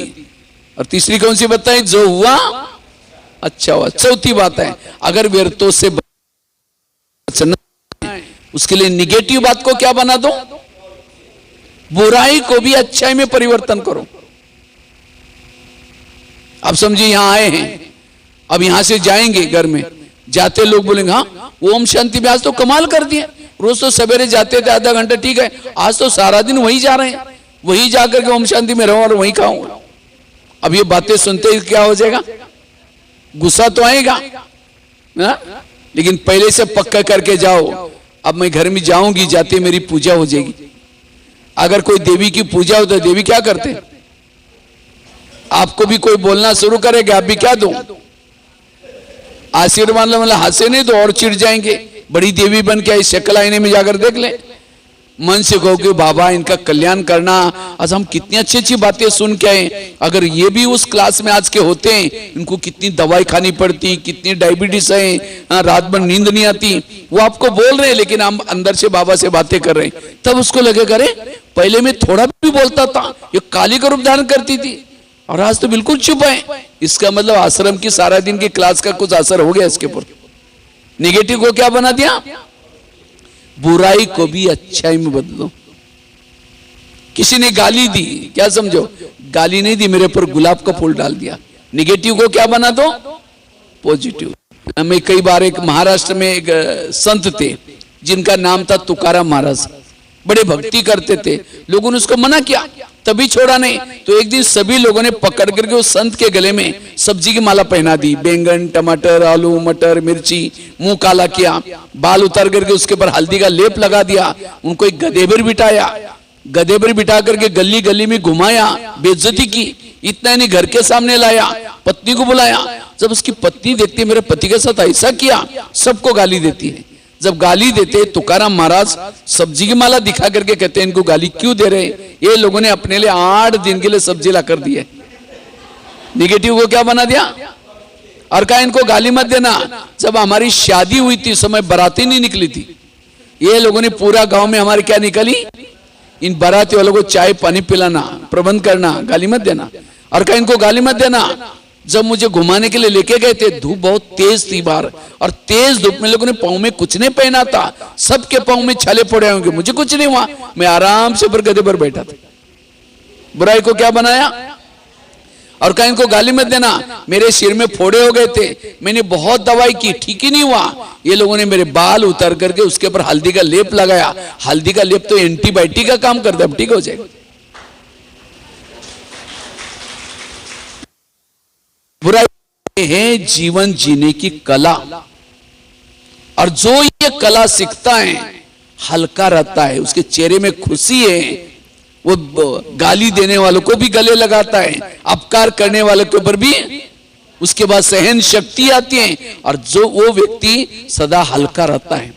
इसलिए बाबा चाहते हैं कि ऐसा जीवन जियो, हमेशा पॉजिटिव, कभी भी किसी के लिए नेगेटिव, तब कहेंगे इनको कुछ मिला हुआ है। तब कभी भी कोई शरीर की बीमारी, मन की बीमारी, कोई बीमारी नहीं होगी, संबंधों में कड़वाहट नहीं आएगा, इसलिए ये जीवन निगेटिव को क्या बना दो, लेकिन कौन बना सकता है? जिसके पास पॉजिटिव का स्टॉक है, जिसके पास स्टॉक है वही बना सकता है। 4 बातें सुनाई, और ये केवल मैंने सुना ही नहीं, मेरे खुद के कुछ अनुभव आपको सुनाता हूं, मेरे खुद के अनुभव सुनाता हूं। वैसे तो मेरा लौकिक जन्म महाराष्ट्र में एक छोटे से गांव में हुआ। मैं तो 11 साल स्कूल भी नहीं गया था, माँ बाप पढ़े लिखे थे नहीं, बकरी चराते थे। तो 11 साल के बाद हमारे खेती से एक रोज बच्चा जाता था, तो मैं सोचता था बच्चा रोज कहां जाता है। उस बच्चे के पीछे पीछे गया, मंदिर में स्कूल लगती थी और एक ही रूम थी, 7 कक्षा इकट्ठे होकर के पढ़ती थी। मैंने कहा सर मुझे भी पढ़ना है, तो टीचर ने मना कि अब तो बड़े हो गए, थोड़ी पढ़ सकते हैं। मैंने कहा सर मुझे कोई सर्टिफिकेट नहीं चाहिए, मेरी कोई हाजिरी नहीं लगाना, मुझे क सीखना है। तो मेरी लगन देकर के टीचर कहता ठीक है कल से आओ, क्योंकि मैंने कहा सर कोई बस आएगी, बस का बोर्ड में कैसे पढ़ूंगा। तो टीचर कहता ठीक है कल से आओ। तो पहले दिन टीचर ने क्या किया, मुझे 5वीं कक्षा में बिठाया, क्योंकि एक ही रूम थी और 7 कक्षा इकट्ठे होकर के बैठती थी। और 5वीं कक्षा में बैठा करके क्या बोला, पहले को सुना के तो भी सुन लेना, दूसरे को सुना के तो भी सुन लेना। रोज जब जाना शुरू किया तो घर वालों ने पूछा रोज तो जाता हूं, कहा कि स्कूल क्या होता है। हमने कहा उसमें पढ़ते, नौकरी लगते और पैसा कमाएंगे। कहा कि अभी हमारे तुमको देने के लिए पैसा नहीं, तो भविष्य में कहां से आएगा, पैसा नहीं है। मैंने कहा मैं पैसे वगैरह नहीं मांगूंगा, बिना पैसे का पढ़ूंगा। कहा कि ऐसे जाना तो बोले जाओ। तो मैं रोज सवेरे जल्दी उठता था, नीम के बीज इकट्ठे करता था। नीम का बीज होता है ना, उसे नींबूड़ी क्या बोलते हैं, उसी का तेल भी निकलता है, साबुन भी बनता है उसका। तो हमारे घर के आसपास में नीम के बहुत पेड़ थे, 2 महीना 3 महीना आता है वो नीम के बीज। तो उसको इकट्ठा करता था, बेचता था। फिर बबूल के पेड़ पर चढ़ करके गम निकालता था। हमारे यहाँ बबूल के पेड़ बहुत होते हैं, एक करंजी करके पेड़ होता है, उसका भी निकाल करके बेचते थे बीज। तो ऐसा करके अपने पांव पर खड़ा होकर के पढ़ाई किया। तो 7वीं कक्षा में बोर्ड की परीक्षा थी, तो टीचर ने कहा तुम डायरी पेन नहीं लाते, कल से नहीं आओ। अब सोचे क्या करेंगे, घर में तो मना किया। तो मैं क्या करता था, रद्दी से पुरानी डायरी लाता था, और पुरानी डायरी पहले स्याही से लिखा रहता था। तो रद्दी की पुरानी डायरी ला करके पानी से धुलाई, धूप में सुखा करके फिर लिखते थे डायरी बना करके। तो ऐसे करके पढ़ाई कर रहे थे, तो रद्दी से डायरी। लेकिन 10वीं कक्षा में तो बोर्ड की परीक्षा होते हैं, उसके लिए रद्दी की डायरी वगैरह तो चलेगी नहीं, उसके लिए अच्छे डायरी होते, फी देनी पड़ते। तो मैंने क्या किया, आप सोचा क्या करेंगे, 10वीं की परीक्षा देनी है। तो मैंने क्या किया, सूरत चला गया, सूरत। अब उस समय मैंने कभी ट्रेन देखा नहीं था, कभी बस में भी नहीं बैठता था तब तक। लेकिन मेरे को विचार आया, मैं कैसा करके प्लान बना करके चला गया। उसकी कहानी बड़ी लंबी है, मैं शॉर्ट सुना रहा हूं। लेकिन वो ट्रेन में चला गया। अब सूरत में गए, और उस समय मेरे पास क्या है, वो महाराष्ट्रियन टोपी मराठी, वो खाकी हाफ चड्डी, वो हमारे स्कूल का यूनिफॉर्म था, और हाफ कुर्ता, वो भी इन करके हम लोग चलते थे, जैसे वो आजकल संघ वाले चलते ना, ऐसा हमारे स्कूल का ड्रेस था उस समय। तो मैं उसी ड्रेस में गया था। तो एक बैग वगैरह कुछ नहीं, एक नायलॉन का थैला था, उसके अंदर टॉवल और चड्डी, वो कुछ बनियान था। उस खाने के लिए वो शक्करगंजी लेके गए थे, डाल करके खेती से शक्करगंजी। तो सवेरे से लेकर के, अब मैं इतना बड़ा शहर कभी देखा ही नहीं, ऊपर नीचे देख रहा हूं। अब सारे गुजराती में बोर्ड, मुझे पढ़ने भी नहीं आ रहा है कहाँ जाना है का। तो सवेरे से लेकर सवेरे 9 बजे पहुंचे थे, शाम 5 बजे तक जो भी रास्ता है वो घूमता रहा मैं। तो एक मुस्लिम व्यक्ति ने मेरे को बोला, बेटा इधर आओ।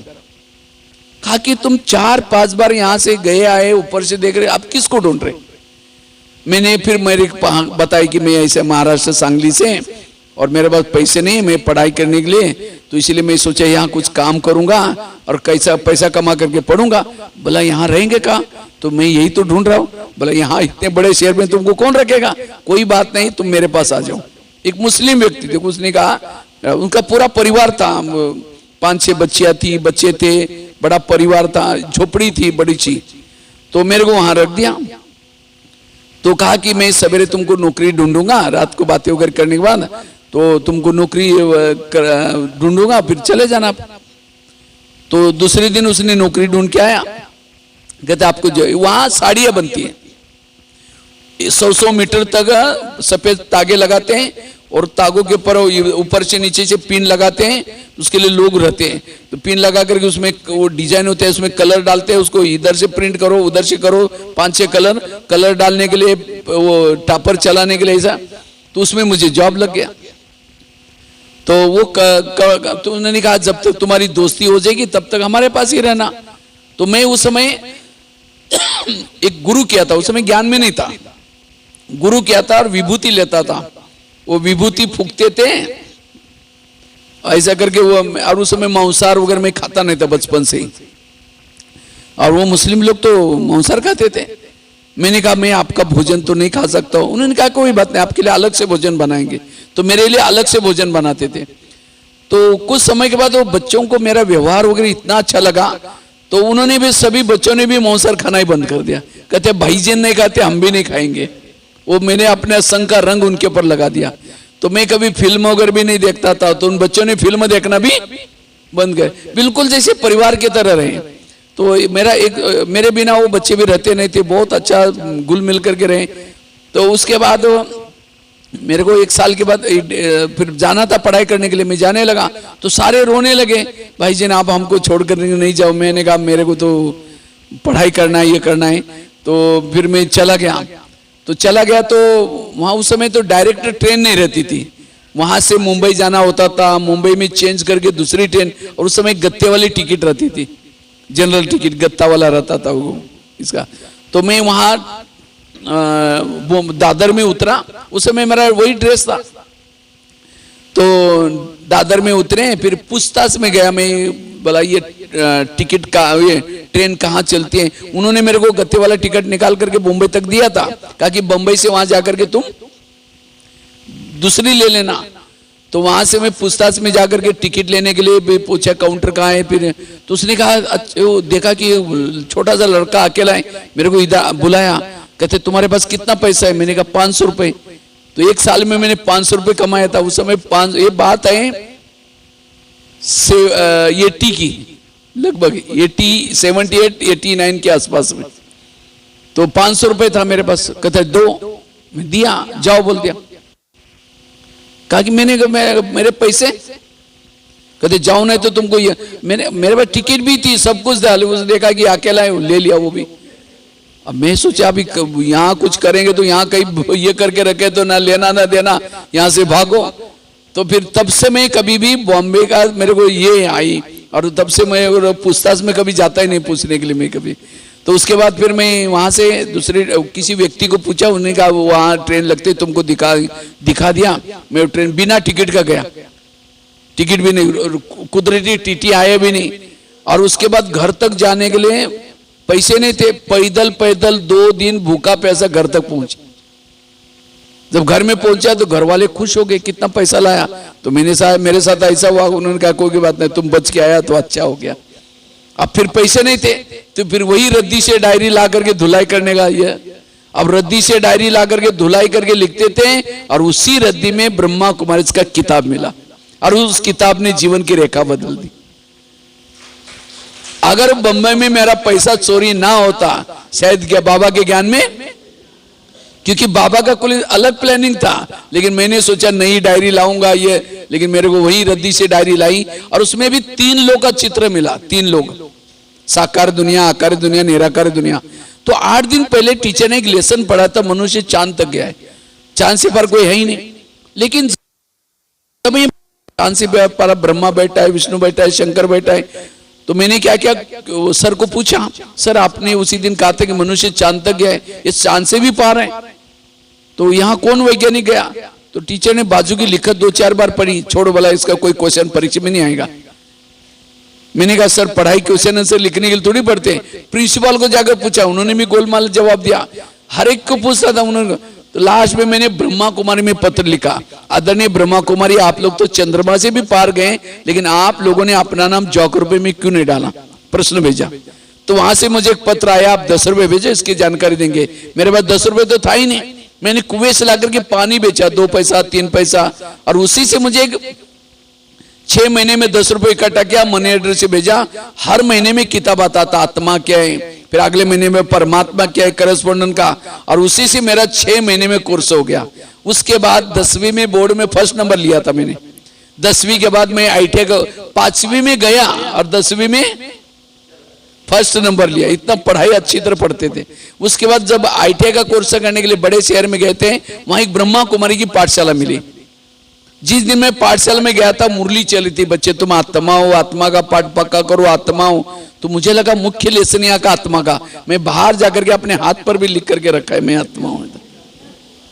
यहां भी लिखा हो मैं आत्मा हूं। उसके बाद रोज जब जाना शुरू किया तो पाठशाला में, तो दूसरे दिन बाबा कहते बच्चे बाहर का भोजन नहीं खाओ, शुद्ध भोजन खाओ, तब योग लगेगा। मेरा घर से टिफिन आता था, मैं घर वालों को पत्र लिखा मुझे भोजन नहीं भेजो। जब तक पहुंचे तब भी आता था, मैं किसी और को बांटता था। 8 दिन तो भूखा ही रहा, कुछ खाया ही नहीं। तो पाठशाला वालों को पता चला कि कुछ खाता ही नहीं। तो किसी ने मुझे एक स्टोव दिया, एक पतीला दिया, मैं चावल उबाल करके, गरम चावल पर शक्कर डाल करके 4 साल तक पढ़ाई किया, लेकिन बाहर का भोजन नहीं खाया। आज मधुबन में जहां 25,000 लोगों का भोजन बनता है, वहां सेवा करने का चांस दिया बाबा ने। माना हर नियमों का फल है। और जब मैं ज्ञान में आया, मुझे जैसे लौकिक में 5वीं में पहला दिन गया और 10वीं में बोर्ड में फर्स्ट नंबर लिया, इसी तरह मुझे भी लगा ये संस्था तो 37 से चल रही। और मैं ज्ञान में आया था लगभग 84-85 में, तो लगभग 48-47 साल हुए थे। तो मुझे लगा ये संस्था में कितने लोग आगे गए, मुझे उनके तक जाना है। और दादिया वगैरह कितने आगे गई। तो मैं क्या करता था, उन्होंने जो मुरलियां पढ़ी है वो इकट्ठा करके पुरानी मुरलियां पढ़ता था। सवेरे भी क्लास करता था, शाम को भी क्लास करता था। दादियों तक जाना है, बड़े तो लोग तो पहुंचना है। तो इस तरह से पुरुषार्थ करना। पुरानी जो मैगजीन है वो इकट्ठा करता था, पूछता। मुझे मेरे पास खाने के लिए कुछ नहीं था, मुझे कंपनी के कॉल आना शुरू हो गया। तो मैं सोचता था इतने सारे लोग आगे गए, उनके तक पहुंच रहे हैं, बाद में नौकरी पकड़ेंगे, वहां तक पहुंचने के बाद नौकरी करेंगे। तो मैं कॉल को फाड़ के फेंकता था। उसके बाद मैंने सोचा पाठशाला में इतना अच्छा ज्ञान है, सेंटर में जाएंगे तो कितना आनंद आएगा। तो मैंने क्या किया, जहां डिस्ट्रिक्ट था, जहां बहनें रहती थी, वहां चला गया। अब रहने का प्रबंध तो करना पड़ेगा। मैं ड्रॉप्समैन सिविल का कोर्स किया था, बिल्डिंग प्लानिंग का, लेकिन मुझे ये ज्ञान सुनने का शौक था, इसलिए मैंने क्या किया, एक हॉस्पिटल में गया, वहां सर्विस की। वो हॉस्पिटल में डॉक्टर पूछता है कि डॉक्टर को कहा, डॉक्टर जी मुझे नौकरी चाहिए। तो कहता ठीक है, कल से आओ, कंपाउंडर का काम कर सकते हैं मेरे पास, तो 300 रुपये दूंगा। तो सवेरे 7 बजे आना और शाम को 7 बजे जाना। तो 7 से 9 तो मुरली चलती है। मैंने तो कॉल को फाड़ के फेंक रहा है किसी लिए मुरली सुनने के लिए।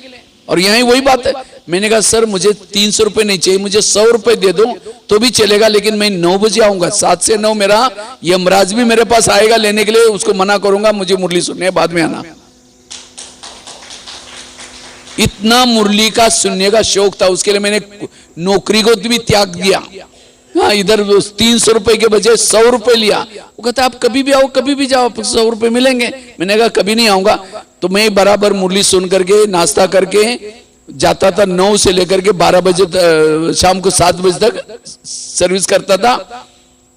और ये तो मुरली सुनकर इतनी अच्छी अवस्था बने। तो डॉक्टर एक दिन कहता है अरे तुम इतने अच्छे हो, 100 रुपए में इतना अच्छा काम करते हो, तुम्हारे जैसे और लोग मिलेंगे, तुम कोई आश्रम में जाते? मैंने कहा हाँ, ब्रह्मा कुमारी आश्रम में। देखो और भी वहां कोई भाई मिलता है, तो एक भाई पूरी था, उसको भी वहां जॉब लग गया। उसके बाद एक उन्होंने कहा कि मेरे पास एक मकान खाली है, उन्होंने एक मकान ही क्या किया, ब्रह्मा कुमारी को दे दिया। तो देखो मैंने लिया था कितना रुपए, 100 रुपए, लेकिन बाबा ने कितना उसे ये कर दिया। और वो अभी भी डॉक्टर इतना सहयोगी, अभी भी मैं गया था गांव में तो मिल के आया, बड़ा खुश हो गया। तो देखो आपने कितना अच्छा वो ये हो गया। उसके बाद फिर बहन जी को कहा बहन जी मुझे मधुबन में जाना है। तो बहन जी ने कहा तुम गरीब बच्चा वहां जाकर करोगे क्या? मुझे कुछ नहीं आता था मैं सेवा में, लेकिन योग तपस्या में ध्यान। तो बाबा दूसरे दिन बाबा की मुरली चलते, बच्चे योग लगाओ, योग से असंभव बातें क्या हो जाएगी। तो मेरा ITI तो पूरा हुआ था। मैंने 6 महीना तक रात को 10 बजे से सवेरे 5 बजे तक योग किया। और योग क्या ऐसी कमाल हो गई, मधुबन में पहुंच गया। तो मधुबन में मैं वो ज्ञान विज्ञान भवन में सेवा करता था। तो वहां सेवा करते करते 2 साल हो गए। 2 साल के बाद गुलजार दा ने मुझे दिल्ली लेके गई और दिल्ली में मैं लगभग 9-10 साल रहा। और खाना बनाना सीखा, हिंदी भाषा सीखा, कई चीजें। उसके बाद वापस प्रकाश मणि दादी मुझे माउंट आबू लेके गए और माउंट आबू ये शांतिवन का किचन की सेवा की जिम्मेवार दी। तो मेरे जीवन में टोटल जीवन में प्रॉब्लम आई, समस्या आई, लेकिन हर प्रॉब्लम को क्या बना दिया। एक दो ही तीन घटना आपको सुनाता हूं। एक दिन मैं जब दिल्ली में रहता था, मुझे हिंदी नहीं आती थी। मुझे कई बार लगता था मुझे हिंदी भाषा सीखना है। मैंने दो चार लोगों को बुला करके क्या क्या कुछ सुना रहा था, मुरली के पॉइंट क्लास करना ये। तो किसी बहन ने मेरे को देख लिया, कहते आप क्या कर रहे थे। मैंने कहा इसी ज्ञान की चिटचाट कर रहा था। कहते तुम्हारा काम नहीं, तुम ऐसे कभी नहीं कर सकते हो, तुम्हारा काम है किचन का कर्ची चलना, वही करना। बहुत डांट लगा दिया मेरे को। तो मैंने निगेटिव सोचने के बजाय मैंने सोचा शायद मेरे पास ज्ञान का स्टॉक नहीं है, इसलिए बाबा इस सेवा का मौका नहीं दे रहे। तब से सुनाना छोड़ दिया। तो पांडवन के सामने एक छोटा सा बगीचे, वो बगीचे में बैठ करके फूलों के गमले पड़े रहते थे। गमलों को समझता था माताएं बेटे, कुमार बेटे, रोज गमलों को ज्ञान सुनाने की प्रैक्टिस की 10 साल तक। उसके बाद मेरी ट्रांसफर वहां से मधुवन में हो गई। तो मधुवन में भी मैं क्या करता था, शांतिवन में किचन की सेवा करके तपस्या धाम गार्डन में जाता था। वहां भी गमले पड़े रहते थे, गमलों को ज्ञान सुनाता था। तो कई माताएं आने लगी, भाई जी कुछ सुनाओ ना। मुझे डर लगता था कोई बोल न दे कोई, मैं मना करता नहीं नहीं नहीं। बहुत ज्यादा बोलते थे। मैं तपस्या धाम के गार्डन के पीछे एकदम सुनाता था। तो 15 दिन किसी माताओं को कुछ सुना रहा था, कुछ 10-12 माताओं का ग्रुप था सेवादारी। तो शांतामन दादी एक दिन मेरे को बुलाया, कहते भाई तुम्हारी माता इतनी महिमा करते, कहते भगवान भाई ने आज हमको ये सुनाया, तुम ऐसा क्लास दादी मीटिंग में क्यों नहीं करते। मैंने कहा दादी नहीं नहीं आज ही करना।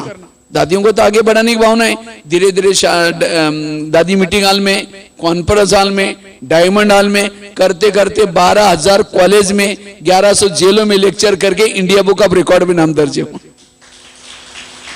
अगर वो बहन मेरे को ऐसे ना बोलती, मैं प्रैक्टिस ना करता और मुझे सेवा का मौका। अभी आप लोग तो गमले तो नहीं बैठे ना, देखो गमले के रूप में मैं सुनाता था। तो परिस्थिति के पीछे कुछ कल्याण होता है। इतना ही नहीं, एक दिन किसी ने मेरे को कहा इतने सारे कार्यक्रम करते, इसके फोटो नेट में डालो। मुझे तो इंटरनेट कंप्यूटर कुछ आता नहीं था।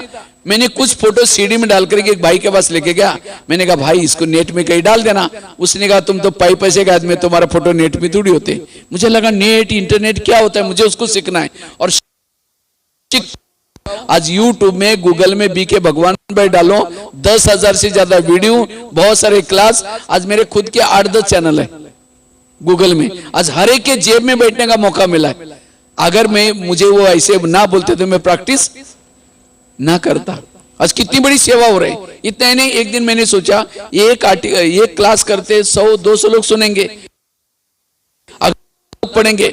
मैंने रात भर जाकर के एक दिन लेख लिखा। लिखते लिखते 2 बज गए, फिर उसको फेयर किया 4 बज गए। उसी को समेट करके एक भाई के पास लेके गया। मैंने कहा भाई इसको फोटोकॉपी करना, जो भी पैसा लगेगा दूंगा। मैंने पैसे भी लेके गए थे।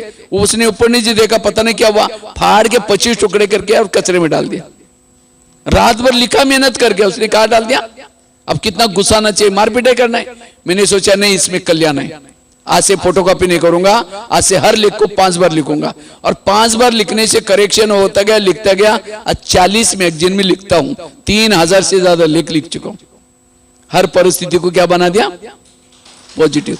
लोगों ने पत्थर मारे, उस पत्थर को क्या बनाया, सीढ़ी बनाई और सब बना। भगवान भाई ऐसे नहीं बने। भगवान भाई बनने के लिए बहुत लोगों ने छने रतुड़ी लगाई, उन सभी का धन्यवाद। मैंने परिस्थिति निर्माण करने वालों को अपना गुरु समझा।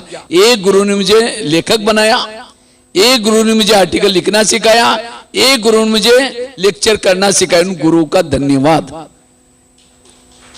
इसलिए मैंने मंत्रा वाली बात, तुकाराम महाराज की बात सुनाई नहीं। मेरे जीवन के मंत्राओं ने मेरा भला किया है, बुरा किया। अगर वो मंत्रा ही ना आती तो आज ये मैया ना होता। इसलिए समस्याओं का समाधान, ये क्लास केवल मैं करा नहीं रहा हूं, लेकिन मैंने भी अपने जीवन की समस्या का क्या किया, समाधान किया। मुझे तो जिन्होंने विघ्न डाले उनके प्रति बहुत रिस्पेक्ट रहता है कि उन गुरु ने मुझे कितना महान बनाया। इसलिए उनको दुआएं देना, पॉजिटिव रहना। और अभी भी मंत्र आएगी, उसे भी हमारा भला ही होगा। तो इसलिए केवल ये बातें सुनाई नहीं मैंने, लेकिन खुद के ये तो छोटे अनुभव सुनाया। मेरे जीवन ही संघर्ष है मेरा, और जहां संघर्ष ज्यादा है वहीं उत्कर्ष है। जहां संघर्ष नहीं वहां उत्कर्ष, क्योंकि संघर्ष से बुद्धि उपराम हो जाती है। इसलिए वर्तमान समय इस पुरुषार्थ की आवश्यकता है। जब तक ये पुरुषार्थ नहीं करेंगे पहुंचे, और जितना संघर्ष है पद ऊंचा मिलने वाला है, अगर संघर्ष नहीं तो पद भी ऊंचा नहीं है। इसलिए सहन शक्ति की देवी बनो, सहन शक्ति की देवता बनो। सहना यही हमारा गहना है, बाकी गहने पहनो या नहीं पहनो, लेकिन सहन शक्ति का गहना। उसके लिए 3 बातें सुनाई, फिर आगे की बातें फिर कल सुनाएंगे, ठीक है। तो क्या क्या सुनाया? एक ड्रामा के ऊपर विश्वास, दूसरा बताया कर्म गति, उसके अंदर आगरा की घटना सुनाई, वो बच्चे की घटना सुनाई, उसके साथ साथ दिल्ली वाली घटना सुनाई, भीष्म की बात बताई, कितनी बहुत सारी बातें सुनाई। तीसरी बात कौन सी बताई? जो हुआ अच्छा हुआ, रामायण की घटना सुनाई, वो भगत की बात सुनाई, और चौथी कौन सी सुनाई? निगेटिव को क्या बना दो पॉजिटिव। तुकाराम महाराज की घटना सुनाई, मेरे जीवन की भी घटना सुनाई। इसलिए हल्के बनो, ठीक है। ओम शांति। चलो आधा घंटा हम अभी कमेंट्री से योग करेंगे, ठीक है। इसको बंद करना भाई।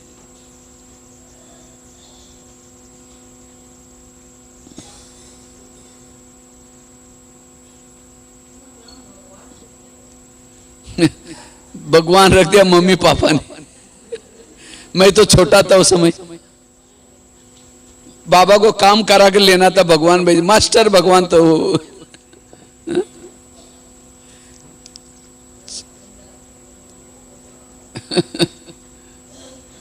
मराठी में भगवान शब्द का मीनिंग कुछ नहीं है, तो ये क्यों रखा? एक बार मैंने भी पूछा अपने मम्मी पापा को, क्योंकि वो तो हिंदी जानते नहीं और वो एकदम गांव के पढ़े लिखे भी नहीं है। तो मैंने पूछा कि मेरा नाम ऐसा क्यों रखा, तो उन्होंने वो बताया मेरे नानी का, नानी क्या बोलते हैं उसको, पिताजी की माँ क्या बोलते हैं, दादी, उनका नाम भागुबाई था, भागुबाई। तो वो शरीर छोड़ा था और उसके बाद कुछ दिन के बाद मेरा जन्म हुआ, तो वो सोचे कि वही आत्मा आई, इसलिए भागुबाई के बजाय भगवान रख दे, इस मीनिंग से उन्होंने बताया। लेकिन बाबा ने बहुत अच्छा नाम रख करके, तो गुलजार दादी भी बहुत खुश होती थी, दादी का नाम में भी बाबा ऊपर से देखता होगा ये मुझे पुकार रहा है, लेकिन तो ये नाम में भी कल्याण है। लेकिन बाबा ने काम भी करा के लिया, नाम से भी काम करा के लिया। ओम शांति। चलो हम बाबा के पास चलेंगे अभी, जैसे जैसे मैं कमेंट्री दूंगा वैसे वैसे चलेंगे, सब कमर सीधी करके बैठेंगे। ट्यून चलाना भाई। सभी अपने भ्रुकुटी में स्थित रहेंगे। मैं ज्योति स्वरूप आत्मा दोनों भ्रुकुटी के बीच में स्थित हूं। आज मेरा दिमाग बिल्कुल शांत हो गया। मेरे जीवन की कई प्रश्न के मुझे आज उत्तर मिले। मेरे जीवन में जो कुछ हो रहा है, जो कुछ समस्या आ रहे हैं, ये सब मेरे ही अतीत किए हुए कर्मों के परिणाम हैं। इसलिए किसी का भी दोष नहीं है। अगर दोष है तो मेरे ही कोई गलत कर्मों का दोष है।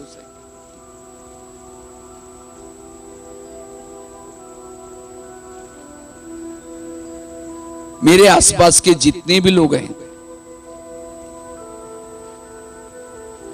ये कोई मुझे देने के लिए आए, कोई मेरे से लेने के लिए आए। किसी भी विपरीत परिस्थिति में मैं नेगेटिव नहीं रहूंगा। हर बात को पॉजिटिव रहूंगा।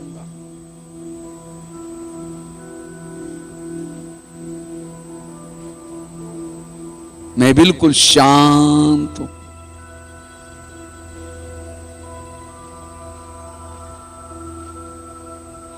मेरे जीवन में आज तक जो हुआ वो अच्छा था, और भविष्य में जो कुछ होगा उसके पीछे भी कल्याण है, क्योंकि मेरा ड्रामा कल्याणकारी है। मेरे जीवन की हर परिस्थिति के पीछे कल्याण है।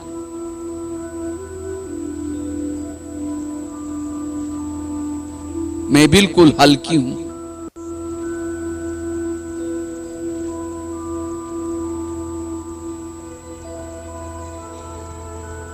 वास्तव में शरीर के अंदर में एक ज्योति हूं, एक लाइट हूं, एक आत्मा हूं।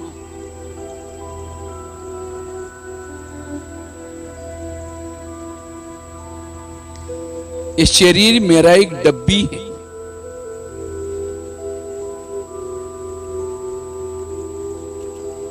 और इस डब्बी के अंदर मैं चैतन्य में हीरा हूं।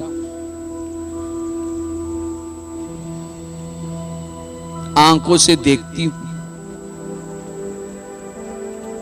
कानों से सुनती हूं, मुख से बोलती हूं।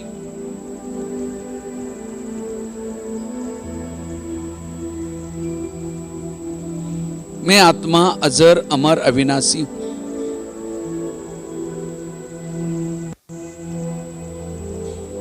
मैंने इस धरती पर आकर के 84 जन्म का पाठ बजाया।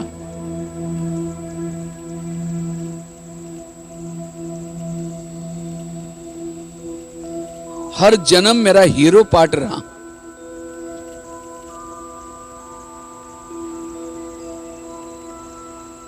महान आत्माओं के अंग संग में मैंने पाठ बजाए।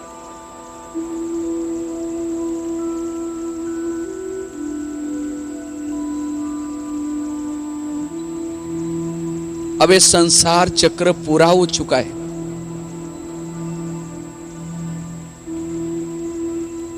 मुझे वापिस जाना है।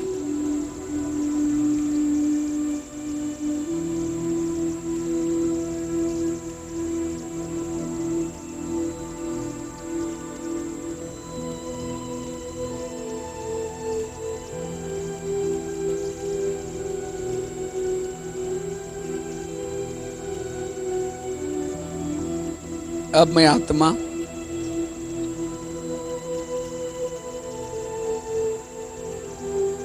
इस भौतिक शरीर को यहीं छोड़ करके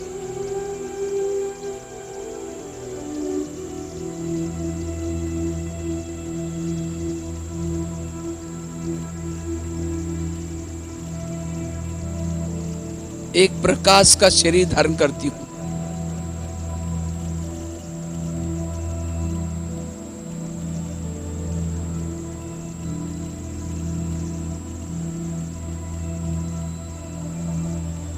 जैसे मैंने भौतिक शरीर को यहीं छोड़ा और एक प्रकाश की लाइट के शरीर में प्रवेश किया,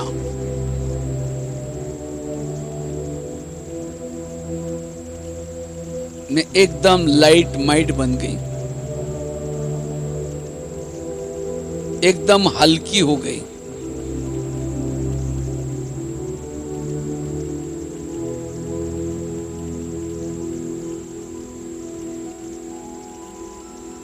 अब मैं एक चमकीला फरिश्ता हूं।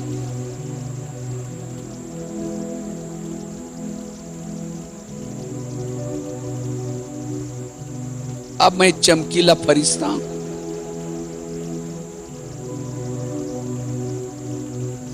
अपने अव्यक्त वतन में जा रहा हूं।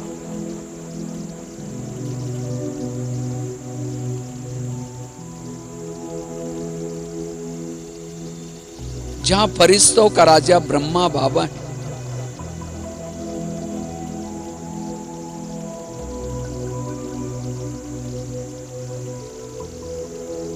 चांद सूरज तारंग से भी पार अव्यक्त वतन,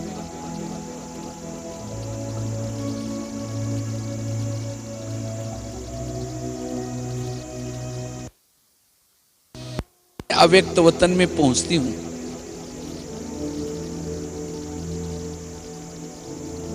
ब्रह्मा बाबा उठ करके खड़े हो गए।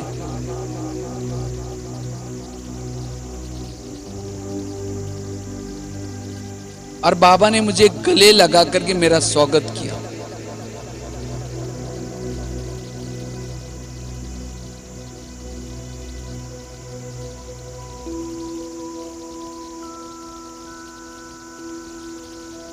जैसे बाबा ने मुझे गले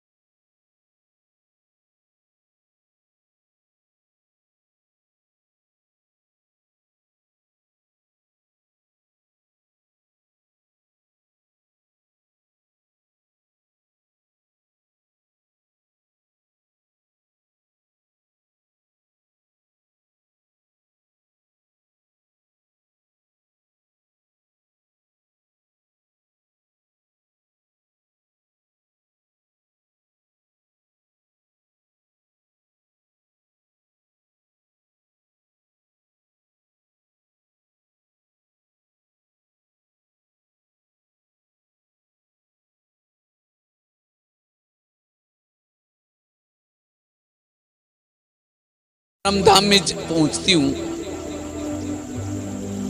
ज्ञान सूर्य के किरणों के नीचे बिल्कुल ऊपर की तरफ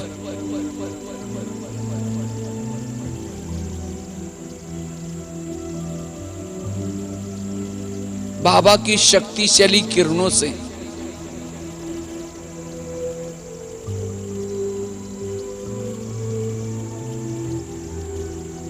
मेरे आत्मा के अंदर के विकारों के जर्म नष्ट होते जा रहे हैं।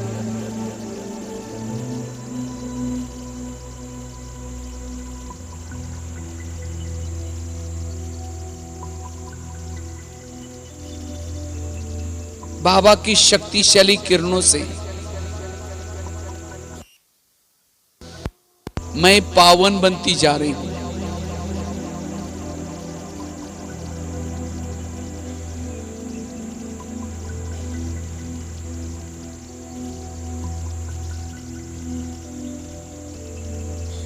मैं बाबा को अपलक होकर के देख रही हूं।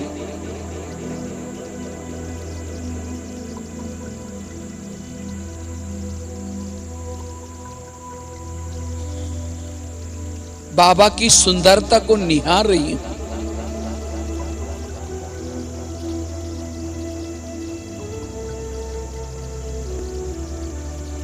जिसको देखने के लिए मेरी युगों से आंखें तरस रही थी।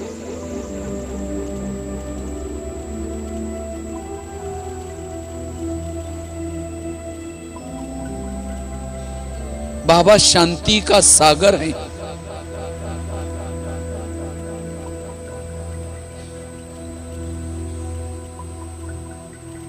बाबा शक्ति का सागर है।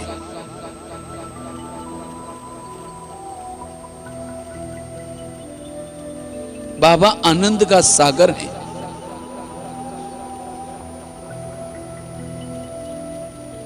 मैं ये अनुभव कर रही हूं।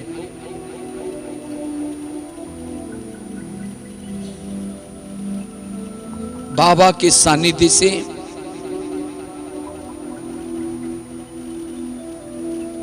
मैं ज्वाला स्वरूप बनती जा रही हूं।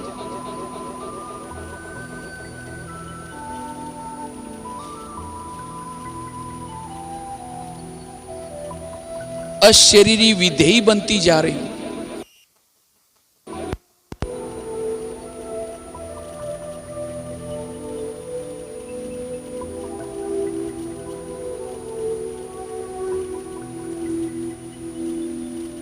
अब मुझे कुछ नहीं चाहिए।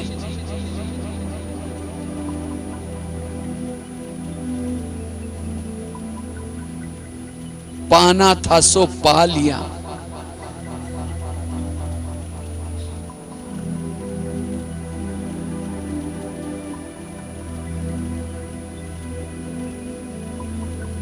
ये परम धाम का शांति का सुख कितना आनंददायी है।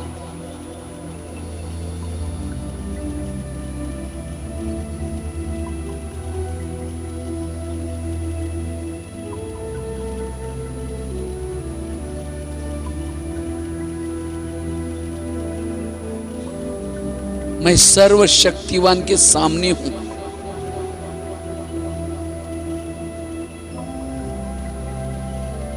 प्यारे बाबा,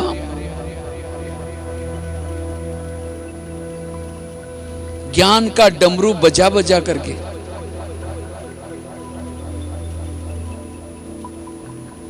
आपने अगम निगम के सारे भेद खोले।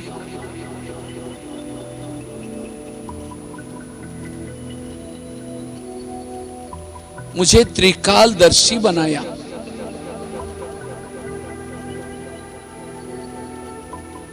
तीनों लोकों का, तीनों कालों का ज्ञान दिया।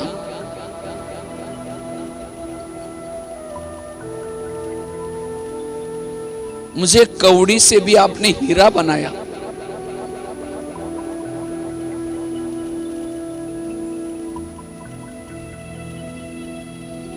आपके इस उपकार को मैं कैसे भूल सकती हूं।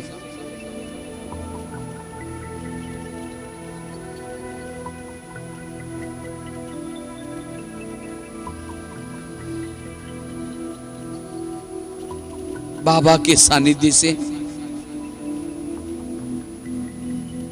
शक्तिशाली किरणों से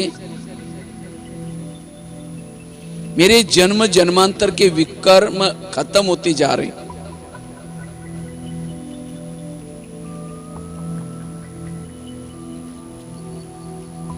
मैं इस ज्वाला स्वरूप की अनुभूति करती जा रही हूं।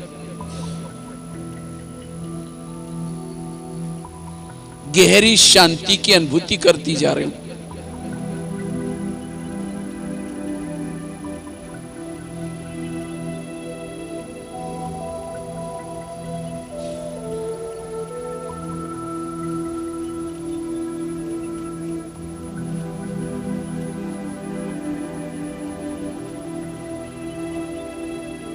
मैं बिल्कुल हल्की हूं।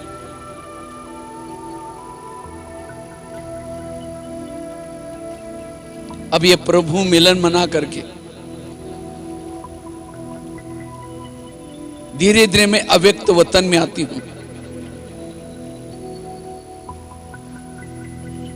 जैसे मैं अव्यक्त वतन में पहुंचती हूं, एक प्रकाश के शरीर में मैं बाबा के सामने हूं।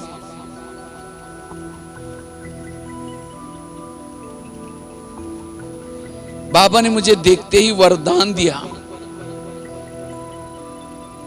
तुम विश्व परिवर्तक आत्मा हो, विश्व कल्याणकारी आत्मा हो।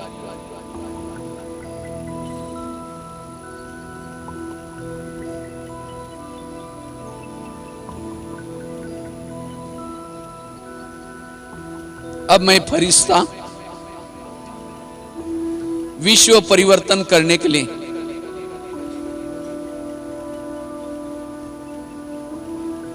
विश्व की आत्मा को सुख देने के लिए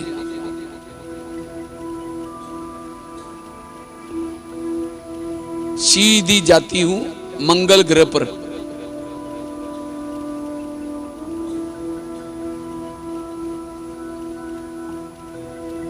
मंगल ग्रह से मैं सबकी मंगल कामना करती हूं।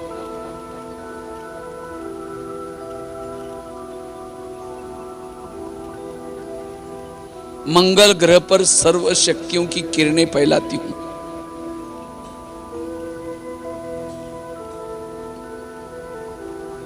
वहां से मैं फरिश्ता धीरे धीरे बुध ग्रह पर उतरती हूं।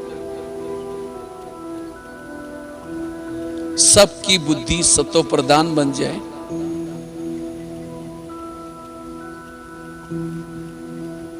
बुध ग्रह पर बाबा की किरणें फैलाती हूं। धीरे धीरे मैं विश्व कल्याणकारी फरिश्ता गुरु ग्रह पर पहुंचती हूं।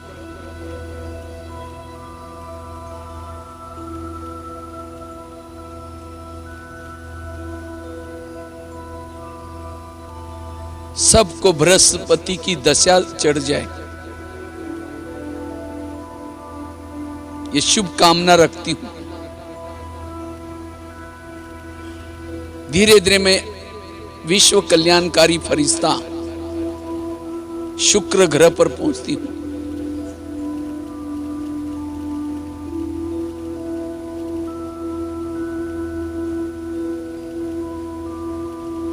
सभी आत्मा शुक्रिया गाती रही। शुक्र ग्रह पर मैं बाबा की पावरफुल वाइब्रेशन फैलाती हूं।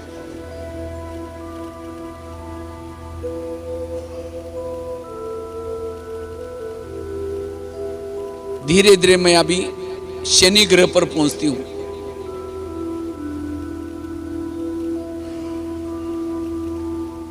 सबकी शनि छूट जाए, विकारों की शनि से सभी मुक्त हो जाए,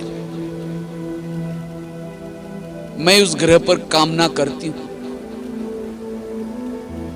पावरफुल वाइब्रेशन फैलाती हूं।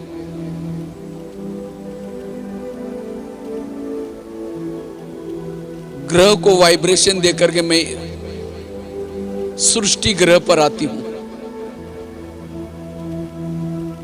मैं विश्व कल्याणकारी फरिश्ता सृष्टि पर खड़ा होकर के चारों ओर वाइब्रेशन फैला रहा हूं, सबका कल्याण हो जाए, सभी विकारों से मुक्त हो जाए, सभी नशा व्यसन से मुक्त हो जाए।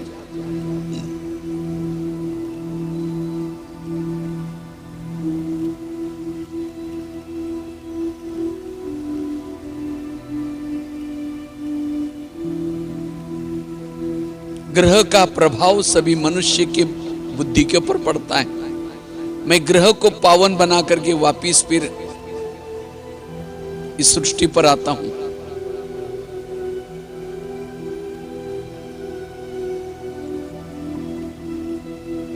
मैं एक फरिश्ता हूं।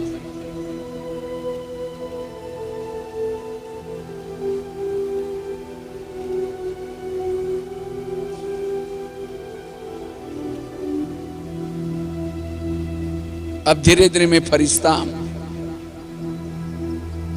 अपने स्थूल शरीर में आता हूं, अपने कर्म क्षेत्र पर जाता हूं। मैं एक फरिश्ता हूं, लाइट हूं, हल्का हूं, मेरे पर कोई बोझ नहीं। सबको सकाश देने के लिए आया हूं, वाइब्रेशन देने के लिए आया हूं। मैं बिल्कुल हल्का हूं, पवन पुत्र के समान हूं।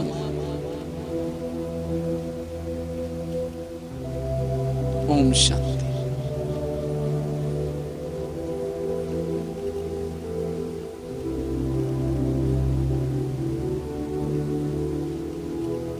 ठीक है, ऐसे फरिश्ता बन करके अपने घरों में जाएंगे और बिल्कुल सारा जो सुनी हुई बातों को सारा दिन क्या करेंगे, इसकी प्रैक्टिस करेंगे। मुझे लगता है काफी बातें सर आप लोगों को स्पष्ट हो गई आज के क्लासेस में। समस्याओं का समाधान, उसके लिए कितनी बातें सुनाई? 4। फिर ऐसे ही कल का दिन भी मौका नहीं छोड़ना, क्योंकि ऐसे मौका दोबारा, पिछले बार देखो ये जो क्लासेस हुई थी, हाँ, उसके बाद तो 1 साल तो कुछ भी, तो लकी थे आप लोग।